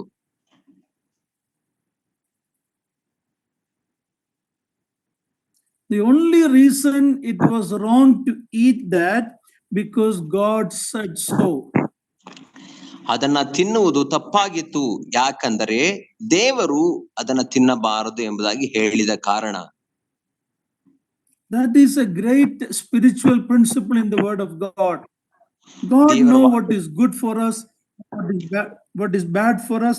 If he said it, don't do it, don't do it. It's not good for us. So that is the only reason why it was wrong to eat that fruit. ದೇವರ ವಾಕ್ಯದಲ್ಲಿರುವಂತಹ ಅತ್ಯಂತ ಸುಂದರವಾದಂತಹ ನಿಯಮ ಅದಾಗಿದೆ. ಏನೆಂದರೆ ದೇವರಿಗೆ ಗೊತ್ತು ನಮಗೆ ಒಳ್ಳೆಯದು ಯಾವುದು ಕೆಟ್ಟದ್ದು ಯಾವುದು ಎಂಬುದಾಗಿ. ಆದ್ದರಿಂದ ಆತನು ಮಾಡಬಾರದು ಎಂಬುದಾಗಿ ಹೇಳಿದ್ದನ್ನ ಮಾನವನು ಮಾಡಬಾರದು, ಆತನು ತಿನ್ನಬಾರದು ಎಂಬುದಾಗಿ ಹೇಳಿದ ಹಣ್ಣನ್ನ ತಿನ್ನಬಾರದಿತ್ತು. Now if you read verse 16, God, before bringing that prohibition, he said that you can eat all the fruit as you like. So it is not the prohibition that came first, it was the freedom to eat from all the other trees. ನಾವು 16ನೇ ವಚನದಲ್ಲಿ ನೋಡುವಾಗ, ಇದಲ್ಲದೆ ಯೆಹೋವ ದೇವರು ಆ ಮನುಷ್ಯನಿಗೆ ನೀನು ತೋಟದಲ್ಲಿರುವ ಎಲ್ಲಾ ಮರದ ಹಣ್ಣುಗಳನ್ನು ಯಥೇಚ್ಛವಾಗಿ ತಿನ್ನಬಹುದು ಎಂಬುದಾಗಿ ಹೇಳಿದನು. ಇದರಿಂದ ಅರ್ಥವಾಗುವುದೇನೆಂದರೆ, ಮೊದಲು ದೇವರು ತಿನ್ನಬಾರದು ಎಂಬಂತ ನಿಬಂಧನೆಯನ್ನ ವಿಧಿಸಲಿಲ್ಲ, ಬದಲಾಗಿ ತಿನ್ನಬಹುದು ಎಂಬುದಾಗಿ ಹೇಳಿದನು. ನಂತರ ಯಾವುದನ್ನ ತಿನ್ನಬಾರದು ಎಂಬುದಾಗಿ ತಿಳಿಸಿದನು. Yeah, before 17, verse 16 comes. They were given everything they need in abundance. There was no shortage of anything in the Garden of Eden. 17ನೇ ವಚನದಲ್ಲಿ ತಿನ್ನಬಾರದು ಎಂಬುದಾಗಿ ಹೇಳುವುದಕ್ಕಿಂತ ಮುಂಚೆ 16ನೇ ವಚನದಲ್ಲಿ ದೇವರು ಯಥೇಚ್ಛವಾಗಿ ತಿನ್ನಬಹುದು ಎಂಬುದಾಗಿ ಹೇಳುವುದನ್ನು ನಾವು ನೋಡುತ್ತೇವೆ. ಅದರ ಅರ್ಥ ಅವನಿಗೆ ಅವಶ್ಯವಾದದ್ದೆಲ್ಲವನ್ನ ಆ ಏದೇನ್ ವನದಲ್ಲಿ ದೇವರು ಕೊಟ್ಟಿದ್ದನು. How good is God who provided everything they need. Only one prohibition, but there was everything else, plenty available, beautiful fruits that they could eat and enjoy before sin entered into the Garden of Eden. ಎಂತಹ ಒಳ್ಳೆಯ ದೇವರು ನೋಡಿರಿ, ಅವರಿಗೆ ಬೇಕಾದದ್ದೆಲ್ಲವನ್ನ ತಿನ್ನಲಿಕ್ಕೆ, ಜೀವಿಸಲಿಕ್ಕೆ, ಸಮೃದ್ಧಿಯಾಗಿ ಜೀವಿಸಲಿಕ್ಕೆ ಬೇಕಾದ ಎಲ್ಲ ಹಣ್ಣುಗಳನ್ನ ಆ ಏದೇನ್ ವನದಲ್ಲಿ ಆತನು ಕೊಟ್ಟಿದ್ದನು. ಅದಾದ ನಂತರ ಒಂದೇ ನಿಬಂಧನೆ, ಅದನ್ನ ತಿನ್ನಬೇಡಿ ಎಂಬುದಾಗಿ ಒಂದೇ ನಿರ್ಬಂಧವನ್ನ ಆತನು ಏರಿದನು. ಅದರಲ್ಲಿಯೂ ಮನವನು ಸೋತು ಹೋದನು. I think it is in John's epistle we read that God's commandments are not burdensome. ನಾವು ಬಹುಶಃ ಆ ಯೋಹನ್ನ ಸುವಾರ್ತೆಯಲ್ಲಿ ನೋಡುತ್ತೇವೆ ಏನೆಂದರೆ ಆತನ ಕಟ್ಟಳೆಗಳು, ಆತನ ಆಜ್ಞೆಗಳು. ಯೋಹನ್ನ ಪತ್ರಿಕೆಯಲ್ಲಿ ನಾವು ನೋಡುತ್ತೇವೆ ಬಹುಶಃ ಅದೇನೆಂದರೆ ಆತನ ಕಟ್ಟಳೆಗಳು ಅವು ಭಾರವಾದವುಗಳಲ್ಲ. What a wonderful loving God who provided everything. But one tree was there to test their obedience. ಎಂತಹ ಒಳ್ಳೆಯ ದೇವರು, ಆತನು ಮಾನವನಿಗೆ ಬೇಕಾದದ್ದೆಲ್ಲವನ್ನ ಕೊಟ್ಟನು, ಆದರೆ ಒಂದೇ ಮರವನ್ನ ಅಲ್ಲಿಟ್ಟನು, ಮಾನವನ ವಿಧೇಯತೆಯನ್ನ ಪರೀಕ್ಷಿಸಲಿಕ್ಕಾಗಿ. Penalty for violating that command was nothing short of death. ಮಾನವನು ಆ ದೇವರ ನಿರ್ಬಂಧನೆಯನ್ನ ಮೀರುವುದಕ್ಕೆ ಇರುವಂತಹ ಶಿಕ್ಷೆ ಅಂದರೆ ಮರಣದಂಡನೆಗಿಂತ ಕಡಿಮೆ ಇಲ್ಲ. God said, the day you eat you will die. ದೇವರು ಅದನ್ನ ತಿನ್ನಬಾರದು, ತಿಂದ ದಿನ ಸತ್ತೇ ಹೋಗುವೆ ಎಂದು ವಿಧಿಸಿದನು. It was immediate spiritual death and progressive physical death. ಅದರ ಅರ್ಥವೇನೆಂದರೆ ತಕ್ಷಣದ ಆತ್ಮೀಕ ಮರಣ, ನಂತರ ಅದು ಪ್ರಕ್ರಿಯೆಯಿಂದ ಅಥವಾ ನಿಧಾನವಾಗಿ ಸಂಭವಿಸುವಂತ ದೈಹಿಕ ಮರಣವಾಗಿತ್ತು. Adam and Eve did not die physically, as we know from chapter 3. ನಾವು 3ನೇ ವಚನದಿಂದ ಅರ್ಥವಾಗುವುದೇನೆಂದ್ರೆ ಆ ಹಣ್ಣನ್ನ ತಿಂದ ತಕ್ಷಣವೇ ಆದಾಮ ಅವರು ದೈಹಿಕವಾಗಿ ಸಾಯಲಿಲ್ಲ. But since God said you will die, you know it is talking about separation from God in the spiritual death. ಆದ್ದರಿಂದ ದೇವರು ನೀನು ತಿಂದ ದಿನ ಸತ್ತೇ ಹೋಗುವೆ ಎಂಬುದಾಗಿ ಹೇಳುತ್ತಿರುವುದರಿಂದ ನಮಗೆ ಅರ್ಥವಾಗುವುದೇನೆಂದರೆ ದೇವರಿಂದ ಶಾಶ್ವತವಾಗಿ ಆತನು ಆತ್ಮೀಕ ರೀತಿಯಲ್ಲಿ ಬೇರ್ಪಡಿಸಲ್ಪಡುವುದೇ ಆ ಮರಣವಾಗಿತ್ತು. Death means separation. ಮರಣ ಎಂಬುದಾಗಿ ಹೇಳುವಾಗ ದೇವರಿಂದ ಬೇರ್ಪಡಿಸುವಿಕೆ. Adam and Eve were separated from God spiritually. ಆದಾಮ ಮತ್ತು ಹವ್ವರು ದೇವರಿಂದ ಆತ್ಮೀಕವಾಗಿ ಬೇರ್ಪಡಿಸಲ್ಪಟ್ಟರು. And the Bible says in Ephesians 2 that every child born into this world is born in that spiritually dead condition. ಎಫೆಸದವರಿಗೆ ಬರೆದ ಪತ್ರಿಕೆ 2ನೇ ಅಧ್ಯಾಯದಲ್ಲಿ ನಾವು ನೋಡುವಾಗ ಈ ಲೋಕದಲ್ಲಿ ಹುಟ್ಟಿದಂತಹ ಪ್ರತಿಯೊಬ್ಬನು ಆತನು ಪಾಪದಿಂದ ಸತ್ತ ಪರಿಸ್ಥಿತಿಯಲ್ಲಿ, ಆತನು ಆತ್ಮೀಕವಾಗಿ ಸತ್ತ ಪರಿಸ್ಥಿತಿಯಲ್ಲಿ ಹುಟ್ಟುತ್ತಾನೆ. Psalm 51:5 says, from birth, from the moment we were conceived in our mother's womb, we were sinners. ಕೀರ್ತನೆ 51ನೇ ಅಧ್ಯಾಯ 5ನೇ ವಚನದಲ್ಲಿ ತಾಯಿಯ ಗರ್ಭವನ್ನು ನಾವು ಸೇರಿದ ದಿನದಿಂದಲೇ ನಾವು ಪಾಪಿಗಳು ಎಂಬುದಾಗಿ ನಮಗೆ ಗೊತ್ತಾಗುತ್ತದೆ. But Adam and Eve were not created like that. ಆದರೆ ದೇವರು ಆದಾಮ ಮತ್ತು ಹವ್ವರನ್ನ ಆ ರೀತಿ ನಿರ್ಮಿಸಿರಲಿಲ್ಲ. Okay, now let's look at verse 18 to the last verse of the chapter. ನಾವು 18ನೇ ವಚನದಿಂದ ಈ ಅಧ್ಯಾಯದ ಅಂತ್ಯ ವಚನ 25ನೇ ವಚನದವರೆಗೆ ಓದಿಕೊಳ್ಳೋಣ. ಮತ್ತು ಯೆಹೋವ ದೇವರು ಮನುಷ್ಯನ ಒಂಟಿಗನಾಗಿರುವುದು ಒಳ್ಳೆಯದಲ್ಲ, ಅವನಿಗೆ ಸರಿ ಬೀಳುವ ಸಹಕಾರಿಯನ್ನು ಉಂಟು ಮಾಡುವೆನು ಅಂದನು. ಆಗ ಆತನು ಎಲ್ಲಾ ಭೂ ಜಂತುಗಳನ್ನು, ಆಕಾಶದ ಪಕ್ಷಿಗಳನ್ನು ಮಣ್ಣಿನಿಂದ ನಿರ್ಮಿಸಿ, ಇವುಗಳಿಗೆ ಆ ಮನುಷ್ಯನು ಏನೇನು ಹೆಸರಿಡುವನು ನೋಡೋಣ ಎಂದು ಅವನ ಬಳಿಗೆ ಬರಮಾಡಿದನು. ಮನುಷ್ಯನ ಒಂದೊಂದು ಪ್ರಾಣಿಗೆ ಯಾವ ಯಾವ ಹೆಸರಿಟ್ಟನೋ ಅದೇ ಹೆಸರಾಯಿತು. ಹೀಗೆ ಆ ಮನುಷ್ಯನು ಎಲ್ಲಾ ಪ್ರಾಣಿ ಪಶುಗಳಿಗೂ, ಆಕಾಶದ ಪಕ್ಷಿಗಳಿಗೂ, ಕಾಡು ಮೃಗಗಳಿಗೂ ಹೆಸರಿಟ್ಟನು. ಆದರೆ ಆ ಮನುಷ್ಯನಿಗೆ ಸರಿ ಬೀಳುವ ಸಹಕಾರಿ ಕಾಣಿಸಲಿಲ್ಲ. ಹೀಗಿರುವಲ್ಲಿ ಯೆಹೋವ ದೇವರು ಮನುಷ್ಯನಿಗೆ ಗಾಢ ನಿದ್ರೆಯನ್ನು ಬರಮಾಡಿ ಅವನ ಪಕ್ಕಿ ಎಲುಬುಗಳಲ್ಲಿ ಒಂದನ್ನು ತೆಗೆದುಕೊಂಡು ಅದರ ಸ್ಥಳವನ್ನು ಮಾಂಸದಿಂದ ಮುಚ್ಚಿ, ತಾನು ಮನುಷ್ಯನಿಂದ ತೆಗೆದಿದ್ದ ಎಲುಬನ್ನು ಸ್ತ್ರೀಯಾಗ ಮಾಡಿ ಆಕೆಯನ್ನು ಅವನ ಬಳಿಗೆ ಕರೆತಂದನು. ಅವನು ಆಕೆಯನ್ನು ನೋಡಿ, ಈಗ ಸರಿ, ಈಕೆಯು ನನ್ನ ಎಲುಬುಗಳಿಂದ ಬಂದ ಎಲುಬು, ನನ್ನ ಮಾಂಸದಿಂದ ಬಂದ ಮಾಂಸವೂ ಆಗಿದ್ದಾಳೆ. ಈಕೆಯು ನರನಿಂದ ಉತ್ಪತ್ತಿಯಾದ ಕಾರಣ ನಾರಿ ಎನಿಸಿಕೊಳ್ಳುವಳು ಅಂದನು. ಈ ಕಾರಣದಿಂದ ಪುರುಷನು ತಂದೆ ತಾಯಿಗಳನ್ನು ಬಿಟ್ಟು ತನ್ನ ಹೆಂಡತಿಯನ್ನು ಸೇರಿಕೊಳ್ಳುವನು, ಅವರಿಬ್ಬರು ಒಂದೇ ಶರೀರವಾಗಿರುವರು. ಆ ಸ್ತ್ರೀ ಪುರುಷರಿಬ್ಬರು ಬೆತ್ತಲೆಯಾಗಿದ್ದರೂ ನಾಚಿಕೊಳ್ಳಲಿಲ್ಲ. Yeah, in the initial word we see there was a purpose in God putting the man in the garden alone for a period of time. We don't know how long. 18ನೇ ವಚನದಲ್ಲಿ ಮೊದಲನೇ ಭಾಗದಲ್ಲಿ ನಮಗೆ ಅರ್ಥವಾಗುವುದೇನೆಂದರೆ ದೇವರು ಆದಾಮನನ್ನ ಆ ಏದೇನ್ ವನದಲ್ಲಿ ಎಷ್ಟು ದಿನಗಳವರೆಗೆ ಒಂಟಿಯಾಗಿ ಇಟ್ಟಿದ್ದೇನೋ ಗೊತ್ತಿಲ್ಲ, ಆದರೆ ಒಂಟಿಯಾಗಿ ಇಟ್ಟಿರುವುದರ ಹಿಂದೆ ಉದ್ದೇಶವಿತ್ತು, ಆತನ ಯೋಜನೆ ಇತ್ತು ಎಂಬುದು ನಮಗೆ ಗೊತ್ತಾಗುತ್ತದೆ. It was to show him that he had a need. That need is someone to be with him. ಆತನನ್ನ ದೇವರು ಒಂಟಿಯಾಗಿ ಇಟ್ಟಿದ್ದಕ್ಕೆ ಕಾರಣವೇನೆಂದರೆ ಆತನಿಗೆ ಇನ್ನೊಬ್ಬ ಸಹಕಾರಿಣಿಯ ಅವಶ್ಯಕತೆ ಇದೆ ಎಂಬುದನ್ನ ಆತನಿಗೆ ತಿಳಿಸಲಿಕ್ಕಾಗಿ. In the process of naming the animals and birds, Adam would have noticed that these animals all had male and female. ಆ ಪ್ರಾಣಿಗಳಿಗೆ ಹೆಸರಿಡುವಂತಹ ಪ್ರಕ್ರಿಯೆಯಲ್ಲಿ ಆದಾಮನಿಗೆ ಅರ್ಥವಾಗುವುದೇನೆಂದರೆ ಈ ಎಲ್ಲಾ ಪ್ರಾಣಿಗಳು ಗಂಡು ಹೆಣ್ಣಾಗಿ ಇದ್ದವು ಎಂಬುದಾಗಿ ಆತನಿಗೆ ಅರ್ಥವಾಯಿತು, ಜೋಡಿಯಾಗಿದ್ದವು.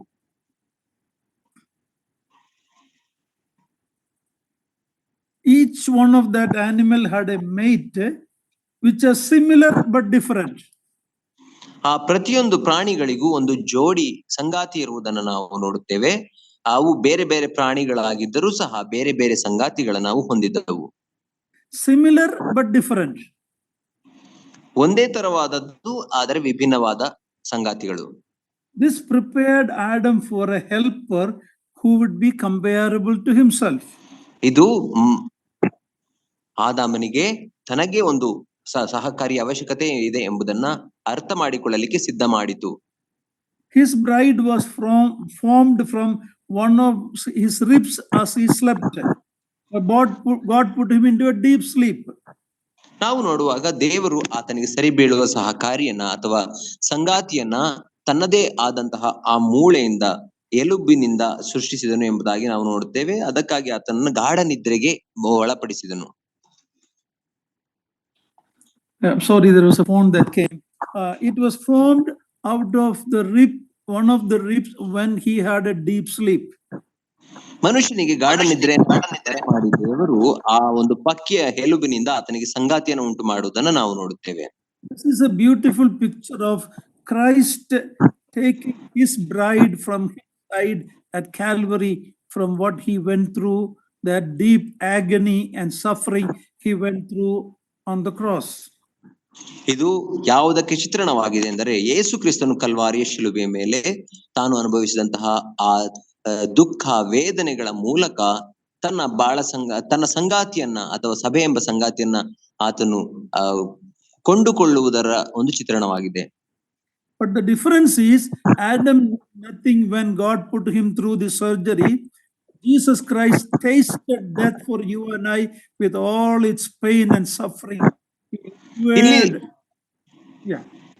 ಇಲ್ಲಿ ಈ ಎರಡಕ್ಕೂ ಆದಾಮನಿಗೂ ಯೇಸು ಕ್ರಿಸ್ತನಿಗೂ ಇರುವಂತಹ ಒಂದು ದೊಡ್ಡ ವ್ಯತ್ಯಾಸವೇನೆಂದರೆ, ಆದಾಮನಿಗೆ ದೀರ್ಘ ನಿದ್ರೆಯನ್ನ ಬರಮಾಡಿದಾಗ ಆತನಿಗೆ ಯಾವುದೇ ನೋವಿನ ಅರಿವಾಗಲಿಲ್ಲ ದೇವರು ಶಸ್ತ್ರಚಿಕಿತ್ಸೆಯನ್ನ ಮಾಡುವಾಗ. ಆದರೆ ಯೇಸು ಕ್ರಿಸ್ತನು ಆ ನೋವನ್ನ, ಮರಣವನ್ನ ನನಗಾಗಿ ನಿನಗಾಗಿ, ನಿನ್ನನ್ನ ಕೊಂಡುಕೊಳ್ಳಲಿಕ್ಕಾಗಿ ಅನುಭವಿಸಿದನು. Woman has taken from not from Adam's head to dominate him, or from his feet to be trodden down. ನಾವು ನೋಡುವಾಗ ದೇವರು ಸ್ತ್ರೀಯನ್ನ ಆದಾಮನ ತಲೆಯ ಎಲುಬಿನಿಂದ ಸೃಷ್ಟಿಸಲಿಲ್ಲ, ಆತನಿಗಿಂತ ಶ್ರೇಷ್ಠವಾಗಿರಲಿ ಎಂಬುದಾಗಿ, ಅಥವಾ ಆದಾಮನ ಕಾಲಿನ ಎಲುಬಿನಿಂದಲೂ ಸೃಷ್ಟಿಸಲಿಲ್ಲ, ಪಾದದ ಎಲುಬಿನಿಂದ ಆತನಿಗಿಂತ ಕೆಳಗಾಗಲಿ ಅಥವಾ ನೀಚವಾಗಿರಲಿ ಎಂಬುದಾಗಿ ಅಲ್ಲ. But under his arm, which talks about the protection he need to give, near to his heart to be loved. ಆದರೆ ಆತನ ಕೈ ಕೆಳಗೆ ಇರುವಂತಹ ಹೃದಯಕ್ಕೆ ಹತ್ತಿರವಾದಂತಹ ಪಕ್ಕೆಯ ಎಲುಬಿನಿಂದ ಆಕೆಯನ್ನು ಸೃಷ್ಟಿಸುವುದನ್ನು ನಾವು ನೋಡುತ್ತೇವೆ. ಅದರ ಅರ್ಥ ಆಕೆಯು ಗಂಡಸಿನ ಆಶ್ರಯದಲ್ಲಿ, ರಕ್ಷಣೆಯಲ್ಲಿ ಇರಬೇಕು ಮತ್ತು ಆತನ ಹೃದಯದಲ್ಲಿ ಆಕೆ ಇರಬೇಕು ಎಂಬ ಉದ್ದೇಶವೇ. A man is only half when it comes to procreation. Man or woman. ಮತ್ತು ಸಂತಾನೋತ್ಪತ್ತಿಗೆ ಬರುವಾಗ ಮನುಷ್ಯನ ಅಥವಾ ಪುರುಷನು ಆತನು ಅರ್ಧವಾಗಿದ್ದಾನೆ. When a child is born, whether a boy or girl, that boy and girl is complete. All the organs are there, but it is only half. ನಾವು ಒಂದು ಮಗು ಹುಟ್ಟುವಾಗ, ಅದು ಗಂಡಾಗಲಿ ಹೆಣ್ಣಾಗಲಿ, ಆ ಮಗುವಿಗೆ ಎಲ್ಲ ಅಂಗಾಂಗಗಳು ಇದ್ದರೂ ಸಹ ಅದು ಕೇವಲ ಅರ್ಧ ಭಾಗವಷ್ಟೇ. When it comes to procreation, a man can never procreate without a woman. A woman can never procreate without a man. So they are the perfect match that God has made. What a beautiful design of God. ಸಂತಾನೋತ್ಪತ್ತಿಯ ವಿಷಯಕ್ಕೆ ಬರುವಾಗ, ಮಾನವನು ಅಥವಾ ಪುರುಷನು ಸ್ತ್ರೀ ಇಲ್ಲದೆ ಸಂತಾನೋತ್ಪತ್ತಿ ಮಾಡ್ಲಿಕ್ಕೆ ಸಾಧ್ಯವಿಲ್ಲ, ಸ್ತ್ರೀಯು ಸಹ ಪುರುಷನಿಲ್ಲದೆ ಸಂತಾನೋತ್ಪತ್ತಿ ಮಾಡ್ಲಿಕ್ಕೆ ಸಾಧ್ಯವಿಲ್ಲ. ಇದು ದೇವರು ಸೃಷ್ಟಿಸಿರುವಂತಹ ಒಂದು ಸುಂದರವಾದಂತಹ ಬಂಧವಾಗಿದೆ. Gender, how it came, evolution has no answer. ಹೇಗೆ ಈ ಲಿಂಗ ಉತ್ಪತ್ತಿ ಆಯಿತು ಎಂಬುದರ ಕುರಿತಾಗಿ ಆ ವಿಕಸನವಾದವು ನಮಗೆ ವಿವರಿಸಲಾರದು. An all wise and loving God made instituted family or marriage, and that is a beautiful picture in the very beginning here. ಸರ್ವಜ್ಞಾನಿಯಾದಂತಹ ಮತ್ತು ಪ್ರೀತಿಯಿಂದ ಕೂಡಿದಂತಹ ದೇವರು ಆತನು ಮದುವೆಯನ್ನ ಮತ್ತು ಕುಟುಂಬವನ್ನ ಆತನೇ ಸ್ಥಾಪಿಸಿದ್ದಾನೆ. ಇದೇ ಸುಂದರ ಸತ್ಯವನ್ನು ನಾವು ಇಲ್ಲಿ ಅರ್ಥ ಮಾಡಿಕೊಳ್ಳುತ್ತೇವೆ. God could have made woman from the dirt like he made Adam, but he didn't do that. The woman is taken out of man. ದೇವರು ಆದಾಮನ ರೀತಿಯಲ್ಲಿಯೇ ಸ್ತ್ರೀಯನ್ನು ಸಹ ಭೂಮಿಯ ಮಣ್ಣಿನಿಂದ ಸೃಷ್ಟಿಸಬಹುದಿತ್ತು. ಹಾಗೆ ಮಾಡಲಿಲ್ಲ, ಬದಲಾಗಿ ಆದಾಮನ ಪಕ್ಕೆ ಎಲುಬಿನಿಂದ ಆಕೆಯನ್ನು ಸೃಷ್ಟಿಸಿದನು. Not superior or inferior, but equal in value. ಸ್ತ್ರೀಯನ್ನ ಪುರುಷನಿಗಿಂತ ಉತ್ಕೃಷ್ಟವಾಗಲಿ ಅಥವಾ ಕೀಳಾಗಲಿ ಉಂಟು ಮಾಡಲಿಲ್ಲ, ಬದಲಾಗಿ ಆತನಿಗೆ ಸಮಾನವಾಗಿ ಸರಿಸಮಾನವಾಗಿ ಆಕೆಯನ್ನ ಸೃಷ್ಟಿಸಿದ್ದಾನೆ. He was taken out of man and brought back to man. ಆಕೆಯನ್ನ ಮನುಷ್ಯನಿಂದಲೇ ತೆಗೆಯಲ್ಪಟ್ಟು ಮನುಷ್ಯನ ಬಳಿಗೆ ಕರೆತಂದನು ಎಂಬುದಾಗಿ ನೋಡುತ್ತೇವೆ. In 1 Timothy 2:11-15, Paul is mentioning this beautiful truth about the purpose of the creation of man and woman. 1 Timothy 2ನೇ ಅಧ್ಯಾಯ 11-15 ವಚನದಲ್ಲಿ ಪೌಲನು ಈ ಸ್ತ್ರೀ ಪುರುಷರನ್ನ ದೇವರು ಸೃಷ್ಟಿಸಿದರ ಮೂಲ ಉದ್ದೇಶವನ್ನ ಅಲ್ಲಿ ನಮಗೆ ವಿವರಿಸುತ್ತಾನೆ. Please read 1 Timothy 2:11-15. 1 ತಿಮೋಥಿ 2ನೇ ಅಧ್ಯಾಯ 11-15 ವಚನವನ್ನ ಮಾಡಿ ಓದಿರಿ. ಸ್ತ್ರೀಯರು ಮೌನವಾಗಿದ್ದು ಪೂರ್ಣ ವಿಧೇಯರಾಗಿ ಉಪದೇಶವನ್ನು ಕೇಳಬೇಕು. ಉಪದೇಶ ಮಾಡುವುದಕ್ಕಾಗ್ಲಿ ಪುರುಷರ ಮೇಲೆ ಅಧಿಕಾರ ನಡೆಸುವುದಕ್ಕಾಗ್ಲಿ ಸ್ತ್ರೀಯರಿಗೆ ನಾನು ಅಪ್ಪಣೆ ಕೊಡುವುದಿಲ್ಲ. ಅವರು ಮೌನವಾಗಿರಬೇಕು. ಮೊದಲು ನಿರ್ಮಿತನಾದವನು ಆದಾಮನಲ್ಲವೇ, ಆಮೇಲೆ ಅವಳು. ಇದಲ್ಲದೆ ಆದಾಮನು ವಂಚನೆಗೆ ಒಳಬೀಳಲಿಲ್ಲ, ಸ್ತ್ರೀಯು ವಂಚನೆಗೆ ಒಳಬಿದ್ದು ಅಪರಾಧಿಯಾದಳು. Yeah, also 1 Corinthians 11:8-12. 1 ಕೊರಿಂಥದವರಿಗೆ ಬರೆದ ಪತ್ರಿಕೆ 11ನೇ ಅಧ್ಯಾಯ 8-12. 8-12. 1 Corinthians 11:8-12. ಪುರುಷನು ಸ್ತ್ರೀಯಿಂದ ಉತ್ಪತ್ತಿ ಆಗಲಿಲ್ಲ, ಸ್ತ್ರೀಯು ಪುರುಷನಿಂದ ಉತ್ಪತ್ತಿಯಾದಳು. ಇದಲ್ಲದೆ ಪುರುಷನು ಸ್ತ್ರೀ ನಿಮಿತ್ತವಾಗಿ ನಿರ್ಮಾಣವಾಗಲಿಲ್ಲ, ಸ್ತ್ರೀಯು ಪುರುಷನ ನಿಮಿತ್ತವಾಗಿ ನಿರ್ಮಾಣವಾದಳು. 12. ಹೀಗಿರುವುದರಿಂದ ದೂತರ ನಿಮಿತ್ತವಾಗಿ ಸ್ತ್ರೀಯು ಪುರುಷನ ಅಧಿಕಾರ ಸೂಚಿಸುವ ಮುಸುಕನ್ನು ತಲೆಯ ಮೇಲೆ ಹಾಕಿಕೊಂಡಿರಬೇಕು. ಆದರೂ ಕರ್ತನ ಸಂಬಂಧದಲ್ಲಿ ಪುರುಷರಿಲ್ಲದೆ ಸ್ತ್ರೀಯರು, ಸ್ತ್ರೀಯರಿಲ್ಲದೆ ಪುರುಷರು ಸಂಪೂರ್ಣರಲ್ಲ. ಸ್ತ್ರೀಯು ಪುರುಷನಿಂದ ಉತ್ಪತ್ತಿಯಾದಳು, ಹಾಗೆಯೇ ಪುರುಷನು ಸ್ತ್ರೀ ಮೂಲಕವಾಗಿ ಹುಟ್ಟುತ್ತಾನೆ. ಸಮಸ್ತಕ್ಕೂ ದೇವರೇ ಮೂಲ ಕಾರಣನು. Yeah, here we read that even though the first woman is taken from man, later on we see that all mankind came through women also. ನಾವು ನೋಡುವಾಗ ಮೊದಲನೆಯ ಸ್ತ್ರೀಯನ್ನ ದೇವರು ಆದಾಮನಿಂದ ಪುರುಷನಿಂದ ನಿರ್ಮಿಸಿದರೂ ಸಹ ನಂತರದಲ್ಲಿ ಎಲ್ಲಾ ಮಾನವರು ಸ್ತ್ರೀಯ ಮೂಲಕ ಹುಟ್ಟುವುದನ್ನು ನಾವು ನೋಡುತ್ತೇವೆ. So it has no place for superiority or inferiority. ಆದ್ದರಿಂದ ಇಲ್ಲಿ ಯಾರು ಶ್ರೇಷ್ಠ ಅಥವಾ ಯಾರು ಕೀಳು ಎಂಬ ಪ್ರಶ್ನೆಯೇ ಬರುವುದಿಲ್ಲ. It is a matter of role difference God has established. ಇಲ್ಲಿ ಕೇವಲ ಪಾತ್ರಗಳ ವಿಭಿನ್ನತೆಯನ್ನು ನಾವು ನೋಡುತ್ತೇವೆ. ದೇವರು ಏರ್ಪಡಿಸಿರುವಂತಹ ವಿವಿಧ ಪಾತ್ರಗಳಲ್ಲಿ ಸ್ತ್ರೀ ಪುರುಷರಿದ್ದಾರೆ. In 1 Peter chapter 3:7, read that verse also. 1 ಪೇತ್ರ 3ನೇ ಅಧ್ಯಾಯ 7ನೇ ವಚನವನ್ನ ಓದಿರಿ. ಅದೇ ರೀತಿಯಾಗಿ ಪುರುಷರೇ, ಸ್ತ್ರೀಯು ಪುರುಷನಿಗಿಂತ ಬಲಹೀನಳೆಂಬುದನ್ನು ಜ್ಞಾಪಕ ಮಾಡಿಕೊಂಡು ನಿಮ್ಮ ಹೆಂಡತಿಯರ ಸಂಗಡ ವಿವೇಕದಿಂದ ಒಗತನ ಮಾಡಿರಿ. ಅವರು ಜೀವರ ವರಕ್ಕೆ ನಿಮ್ಮೊಂದಿಗೆ ಬಾಧ್ಯರಾಗಿದ್ದಾರೆಂದು ತಿಳಿದು ಅವರಿಗೆ ಮಾನವನ್ನು ಸಲ್ಲಿಸಿರಿ. ಹೀಗೆ ನಡೆದರೆ ನಿಮ್ಮ ಪ್ರಾರ್ಥನೆಗಳಿಗೆ ಅಡ್ಡಿ ಇರುವುದಿಲ್ಲ. Yeah, God is reminding man to honor his wife because she is the heir of the grace of God. ಇಲ್ಲಿ ದೇವರು ಪುರುಷನಿಗೆ ಸ್ತ್ರೀಯನ್ನ ಸನ್ಮಾನಿಸಬೇಕು ಎಂಬುದನ್ನ ಜ್ಞಾಪಕ ಕೊಡುತ್ತಿದ್ದಾನೆ. ಯಾಕೆಂದರೆ ಸ್ತ್ರೀಯರು ಪುರುಷರೊಟ್ಟಿಗೆ ಜೀವವರಕ್ಕೆ ಬಾಧ್ಯರಾಗಿದ್ದಾರೆ. Now, when God created man, before sin entered, he gave headship of the family to man. ದೇವರು ಮನುಷ್ಯನನ್ನ ನಿರ್ಮಿಸುವಾಗ ಪಾಪವು ಪ್ರವೇಶಿಸುವುದಕ್ಕಿಂತ ಮುಂಚೆ ಕುಟುಂಬದ ಹಿರಿತನವನ್ನ ಅಥವಾ ಕುಟುಂಬದ ಮುಖ್ಯಸ್ಥನ ಸ್ಥಾನವನ್ನ ಪುರುಷನಿಗೆ ಕೊಟ್ಟನು. Later we know that even though Eve is the one who was tempted or deceived and ate, God held Adam responsible. He came and asked Adam, where are you? And in Romans 5:12, we read, through one man sin entered, and then death also. ನಾವು ನಂತರದಲ್ಲಿ ನೋಡುವಾಗ ಹವ್ವಳು ಆಕೆ ಶೋಧನೆಗೆ ಒಳಗಾಗಿ ಆಕೆಯು ಪಾಪ ಮಾಡಿದರೂ ಸಹ ದೇವರು ಆದಾಮನಿಂದ ಲೆಕ್ಕ ಕೇಳುವುದನ್ನ ನಾವು ನೋಡುತ್ತೇವೆ. ಆದ್ದರಿಂದಲೇ ಮನುಷ್ಯನೇ ನೀನು ಎಲ್ಲಿರುತ್ತಿ ಎಂಬುದಾಗಿ ಆದಾಮನನ್ನ ಕರೆಯುವುದನ್ನು ನಾವು ನೋಡುತ್ತೇವೆ. ಅದೇ ರೀತಿ ರೋಮಾಪುರದವರಿಗೆ ಬರೆದ ಪತ್ರಿಕೆ 5ನೇ ಅಧ್ಯಾಯ 12ನೇ ವಚನದಲ್ಲಿ ಒಬ್ಬ ಮನುಷ್ಯನಿಂದಲೇ ಪಾಪವು ಪಾಪದಿಂದ ಮರಣವು ಪ್ರವೇಶಿಸಿತು ಎಂಬುದಾಗಿ ಕೊಡಲ್ಪಟ್ಟಿದೆ. God held Adam responsible. ದೇವರು ಆದಾಮನನ್ನೇ ಜವಾಬ್ದಾರಿಯನ್ನಾಗಿ ಅಥವಾ ಲೆಕ್ಕ ಕೇಳಿದನು. Our sisters should understand that God expects more from the man if he is given the role of the head of the family. ನಮ್ಮ ಸಹೋದರಿಯರು ಇದನ್ನ ಅರ್ಥ ಮಾಡಿಕೊಳ್ಳಬೇಕು. ಏನೆಂದರೆ ದೇವರು ಕುಟುಂಬದ ಮುಖ್ಯಸ್ಥನ ಸ್ಥಾನವನ್ನ ಪುರುಷನಿಗೆ ಕೊಟ್ಟಿರುವ ಕಾರಣ ಪುರುಷನಿಂದ ಹೊಣೆಯನ್ನ ಅಥವಾ ಲೆಕ್ಕ ಕೇಳುವಾತನಾಗಿದ್ದಾನೆ. Women are commanded to submit or respond answer to the man. ಸ್ತ್ರೀಯರಿಗೆ ಅಥವಾ ಪತ್ನಿಯರಿಗೆ ಗಂಡನಿಗೆ ಅಧೀನರಾಗುವಂತಹ ಅಪ್ಪಣೆಯನ್ನ ಕೊಟ್ಟಿದ್ದಾನೆ ಅಥವಾ ಗಂಡನಿಗೆ ಆಕೆಯು ಪ್ರತಿಕ್ರಿಯಿಸಬೇಕು.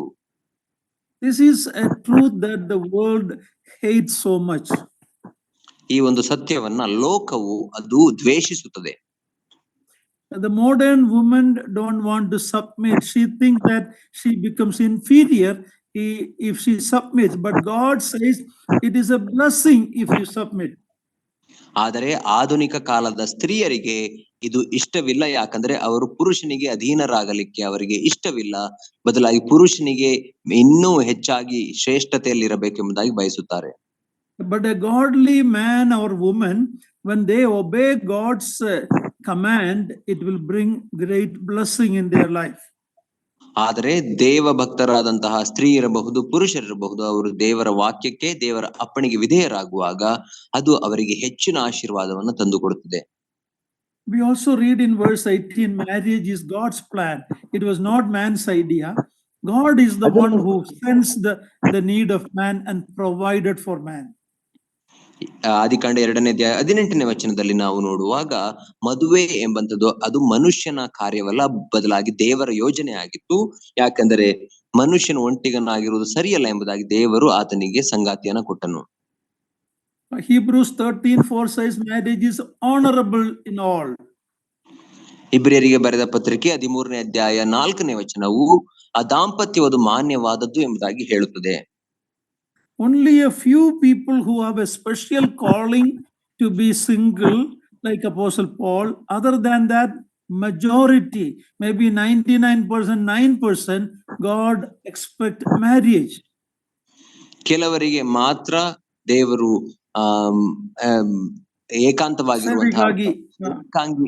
ಏಕಾಂಗಿಯಾಗಿರುವಂತಹ ಒಂದು ಭಾಗ್ಯವನ್ನ ಕೊಟ್ಟಿದ್ದಾನೆ. ಅದು ಸೇವೆಗಾಗಿ ಪೌಲನ ರೀತಿಯಲ್ಲಿ ನಾವು ಕೆಲವರು ಏಕಾಂಗಿಯಾಗಿರಲಿಕ್ಕೆ ಆತನು ಅವಕಾಶ ಕೊಟ್ಟಿದ್ದಾನೆ, ಸೇವೆಯ ನಿಮಿತ್ತ. And if they are to be like that, they also should be having self-control, one of the gift of the Holy Spirit. ಅವರು ಒಂದು ವೇಳೆ ಏಕಾಂಗಿಯಾಗಿರಬೇಕು ಎಂಬುದಾಗಿ ಬಯಸುವುದಾದರೆ ಪವಿತ್ರಾತ್ಮನ ವರವಾದಂತಹ ಸ್ವನಿಗ್ರಹ ಅಥವಾ ಶಮೆದಮೆಯನ್ನ ಅವರು ಹೊಂದಿರಬೇಕು. But look at the Christian churches today. Many false teachers, they want the priest and the nuns and the swamis not to marry at all. ಆದರೆ ಇಂದು ಕ್ರೈಸ್ತತ್ವವನ್ನು ನಾವು ನೋಡುವಾಗ ಅವರಲ್ಲಿ ಕೆಲವರು ಸ್ವಾಮಿಗಳು ಅಥವಾ ದಾದಿಯರು ಅಥವಾ ಪಾದ್ರಿಗಳು ಎಂಬುದಾಗಿ ಹೇಳಿಕೊಂಡಿರುವಂತಹವರು ಮದುವೆ ಆಗಬಾರದು ಎಂಬುದಾಗಿ ಮನುಷ್ಯರನ್ನ ನಿರ್ಬಂಧಿಸುತ್ತಾರೆ. In Catholic Church and such groups, the Pope, Bishop or priest and nuns, they are called bride of Christ. ನಾವು ನೋಡುವಾಗ ಕೆಥೋಲಿಕ್ ಧರ್ಮಸಭೆಯಲ್ಲಿ ಇರುವಂತಹ ಕೆಥೋಲಿಕ್ ಪಂಗಡದಲ್ಲಿರುವಂತಹ ಪೋಪ್, ಬಿಷಪ್ ಇರಬಹುದು ಅಥವಾ ಪಾದ್ರಿಗಳಿರಬಹುದು ಮತ್ತು ನನ್ಸ್ಗಳಿರಬಹುದು. ಅಂತವರು ತಮ್ಮನ್ನೇ ತಾವು ದೇವರಿಗೆ ಅಥವಾ ಕ್ರಿಸ್ತನ ಮೊದಲಗಿತ್ತಿ ಎಂಬುದಾಗಿ ತಮ್ಮನ್ನ ಅಂದುಕೊಳ್ಳುತ್ತಾರೆ. That is a false teaching. We are not bride of Christ individually. Please understand that. ಅದು ಒಂದು ಸುಳ್ಳಾದ ಬೋಧನೆ ಆಗಿದೆ. ಯಾಕಂದರೆ ನಾವು ವ್ಯಕ್ತಿಗತವಾಗಿ ಕ್ರಿಸ್ತನ ವಧು ಅಲ್ಲ. The universal church is the bride of Christ, which is called the body of Christ. You and I are not individually the bride of Christ. If that is the case, Christ will have millions of brides. ಸಾರ್ವತ್ರಿಕ ಸಭೆಗೆ ಸಂಬಂಧಪಟ್ಟಂತಹ ವಿಶ್ವಾಸಿಗಳು ಮಾತ್ರ ಕ್ರಿಸ್ತನ ವಧುವಾಗಿದ್ದಾರೆ ಅಥವಾ ಕ್ರಿಸ್ತನ ಮೊದಲಗಿತ್ತಿಯಾಗಿದ್ದಾರೆ. ನಾನು ನೀವು ವ್ಯಕ್ತಿಗತವಾಗಿ ಕ್ರಿಸ್ತನ ಮೊದಲಗಿತ್ತಿ ಆಗಲಿಕ್ಕೆ ಸಾಧ್ಯವಿಲ್ಲ. ಹಾಗಿರುವುದಾದರೆ ಯೇಸು ಕ್ರಿಸ್ತನಿಗೆ ಲಕ್ಷಾಂತರ ಕೋಟ್ಯಾಂತರ ಮಂದಿ ಮೊದಲಗಿತ್ತಿಗಳಿರುತ್ತಾರೆ. Yeah, it is a false teaching, and such controlled life of denying marriage has great moral consequence, as we see today in many of the convents, many of such forced restrictions. ಆದ್ದರಿಂದ ಈ ರೀತಿ ಬಲವಂತವಾದಂತಹ ದೈಹಿಕ ನಿರ್ಬಂಧಗಳು, ಮದುವೆ ಆಗಬಾರದು ಎಂಬಂತ ದೈಹಿಕ ನಿರ್ಬಂಧಗಳು ಅದು ತಪ್ಪಾದ ಬೋಧನೆ ಆಗಿದೆ. ಅದೇ ಕಾರಣದಿಂದಾಗಿ ಇಂದು ನಾವು ನೋಡುವಾಗ ಕ್ರೈಸ್ತತ್ವದಲ್ಲಿ ಅನೇಕ ಕ್ರೈಸ್ತ ಪಂಗಡಗಳಲ್ಲಿ ಅನೈತಿಕತೆ ಇದೆ. ಹೀಗೆ ಏಕಾಂಗಿಯಾಗಿರುವಂತವರು ಗುಪ್ತವಾಗಿ ಅನೈತಿಕತೆಗೆ ತೊಡಗುವುದನ್ನು ನಾವು ಸುದ್ದಿಗಳಲ್ಲಿ ಕೇಳುತ್ತಿದ್ದೇವೆ. In verse 24, God instituted monogamous marriage, that is one man and one woman. 24ನೇ ವಚನಕ್ಕೆ ಬರುವಾಗ 2ನೇ ಅಧ್ಯಾಯ 24ನೇ ವಚನದಲ್ಲಿ ದೇವರು ಒಬ್ಬ ಪುರುಷನಿಗೆ ಒಬ್ಬ ಸ್ತ್ರೀ ಎಂಬುದಾಗಿ ಏಕಪತ್ನಿತ್ವವನ್ನ ಅಥವಾ ಏಕಪತಿಯತ್ವವನ್ನ ಆತನು ವಿಧಿಸಿದ್ದನ್ನ ನಾವು ನೋಡುತ್ತೇವೆ. That was God's best for man. ಅದು ದೇವರ ಅತ್ಯುತ್ತಮವಾದಂತಹ ಮಾನವನಿಗಾಗಿ ಮಾಡಿದ ಯೋಜನೆ ಆಗಿದೆ. It was in chapter 4:19 we see a man by name Lamech who took 2 wives.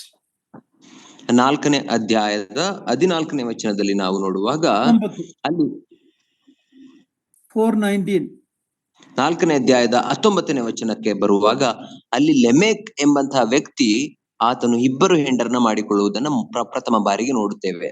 And then we have stories in the Bible of man like Solomon who had 700 wives and 300 concubines. How far man has gone. ಆದರೆ ನಂತರದ ದಿನಗಳಲ್ಲಿ ನಾವು ನೋಡುವಾಗ ಸೊಲೊಮೋನನಂತ ವ್ಯಕ್ತಿಗಳು 700 ಜನ ಪತ್ನಿಯರು ಮತ್ತು 300 ಉಪಪತ್ನಿಯರನ್ನ ಹೊಂದಿದ್ದರು ಎಂಬುದಾಗಿ ನಾವು ಓದುತ್ತೇವೆ. ಮಾನವನ ಪರಿಸ್ಥಿತಿ ಎಲ್ಲಿಗೆ ಬಂದು ತಲುಪಿದೆ ನೋಡಿರಿ. Even godly men also had multiple wives, but it was not God's perfect will. They all paid a price for the violation of God's perfect will. In the creation of Adam and Eve, God has shown us what was his perfect will. ಅನೇಕ ದೇವ ಭಕ್ತರಾದಂತಹ ಪುರುಷರು ಸಹ ಅನೇಕ ಪತ್ನಿಗಳನ್ನು ಮಾಡಿಕೊಂಡರು. ಆದರೆ ಅದು ದೇವರ ಉದ್ದೇಶವಾಗಿರಲಿಲ್ಲ. ಆದರೆ ಅದಕ್ಕೆ ಅವರು ಬೆಲೆ ತೆತ್ತಿರುವುದನ್ನು ಸಹ ನಾವು ಓದುತ್ತೇವೆ. ಆದಾಮ ಹವ್ವಳನ್ನ ಸೃಷ್ಟಿಸಿ ದೇವರು ಗಂಡ ಹೆಂಡತಿಯನ್ನಾಗಿ ಮಾಡಿದರಲ್ಲೇ ನಾವು ಮಾನವನಿಗೆ ಅತ್ಯುತ್ತಮವಾದಂತಹ ದೇವರ ಯೋಜನೆ ಯಾವುದು ಎಂಬುದನ್ನು ಅರ್ಥ ಮಾಡಿಕೊಳ್ಳಬಹುದು. A godly Christian can only marry another woman if the first woman is separated by death. That too only in the Lord. That is only a true believer, as we read in 1 Corinthians chapter 7. 1 ಕೊರಿಂಥದವರಿಗೆ ಬರೆದ ಪತ್ರಿಕೆ 7ನೇ ಅಧ್ಯಾಯದಲ್ಲಿ ನಾವು ಓದುವ ಪ್ರಕಾರ ವಿಶ್ವಾಸಿಯಾದಂತಹ ಒಬ್ಬ ಪುರುಷನು ಮೊದಲನೆಯ ಹೆಂಡತಿಯು ಸತ್ತು ಹೋದರೆ ಮಾತ್ರ 2ನೆಯ ಹೆಂಡತಿಯನ್ನ ಮದುವೆ ಮಾಡಿಕೊಳ್ಳಬಹುದು. ಆಕೆಯೂ ಸಹ ಮೊದಲನೆಯ ಮದುವೆ ಆಗುವ ಆಕೆಯು ಮತ್ತು in the Lord only. That means only a believer. ಆಕೆ ವಿಶ್ವಾಸಿಯಾಗಿರಬೇಕು, ಅಂತವಳನ್ನು ಮಾತ್ರ ಮದುವೆ ಮಾಡಿಕೊಳ್ಳಬೇಕು. I have a few more things to talk about marriage and the closing of the chapter. Lord willing, we will look at next week. ನಾನು ಮದುವೆಯ ಕುರಿತಾಗಿ ವಿವರಿಸಬೇಕಂತ ಇನ್ನೂ ಕೆಲವು ಅಂಶಗಳುಂಟು. ಅದಾದ ನಂತರ ನಾವು 2ನೇ ಅಧ್ಯಾಯವನ್ನ ಅಂತ್ಯಗೊಳಿಸೋಣ. ಅದನ್ನ ಮುಂದಿನ ವಾರ ನಾವು ನೋಡಿಕೊಳ್ಳೋಣ. What a beautiful creation of God, man and woman, complement, not competition. Man to complement woman, woman to complement man. What a beauty comes from a good family life. ಸ್ತ್ರೀ ಪುರುಷರನ್ನ ದೇವರು ಎಷ್ಟು ಅತ್ಯುತ್ತಮವಾಗಿ ಸುಂದರವಾಗಿ ನಿರ್ಮಿಸಿದ್ದಾರೆ ನೋಡಿರಿ. ಒಬ್ಬರಿಗೊಬ್ಬರು ಪೂರಕವಾಗಿರುವ ರೀತಿಯಲ್ಲಿ ಉಂಟು ಮಾಡಿದ್ದಾನೋ ಹೊರತು ಒಬ್ಬರಿಗೊಬ್ಬರು ಸವಾಲಾಗಿರಬೇಕು ಅಥವಾ ಪೈಪೋಟಿಯನ್ನ ಮಾಡಬೇಕು ಎಂಬುದಾಗಿ ಸೃಷ್ಟಿಸಿಲ್ಲ. Unfortunately, even among believers, it has become like that because of the sin.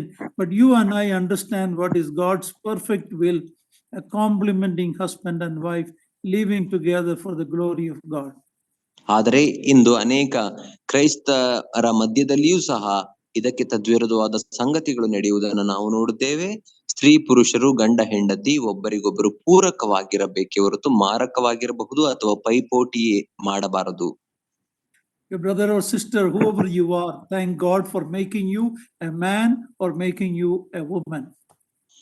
ಪ್ರಿಯ ಸಹೋದರ ಸಹೋದರಿ, ನೀನು ಯಾರೇ ಆಗಿರಬಹುದು, ದೇವರು ನಿನ್ನನ್ನ ಪುರುಷನನ್ನಾಗಿ ಮತ್ತು ಸ್ತ್ರೀಯಾಗಿ ಉಂಟು ಮಾಡಿರುವುದಕ್ಕಾಗಿ ದೇವರಿಗೆ ಸ್ತೋತ್ರ ಸಲ್ಲಿಸಿರಿ. You are equal in the value of, in the sight of God. ದೇವರ ದೃಷ್ಟಿಯಲ್ಲಿ ನಾವು ಸಮಾನರಾಗಿದ್ದೇವೆ. Yeah, may God's name be glorified. We will come back next week and continue our study. ದೇವರ ನಾಮಕ್ಕೆ ಮಹಿಮೆ ಉಂಟಾಗಲಿ. ನಾವು ಮುಂದಿನ ವಾರ ಮತ್ತೆ ಕೂಡಿ ಬಂದು ನಮ್ಮ ಅಧ್ಯಯನವನ್ನು ಮುಂದುವರಿಸೋಣ.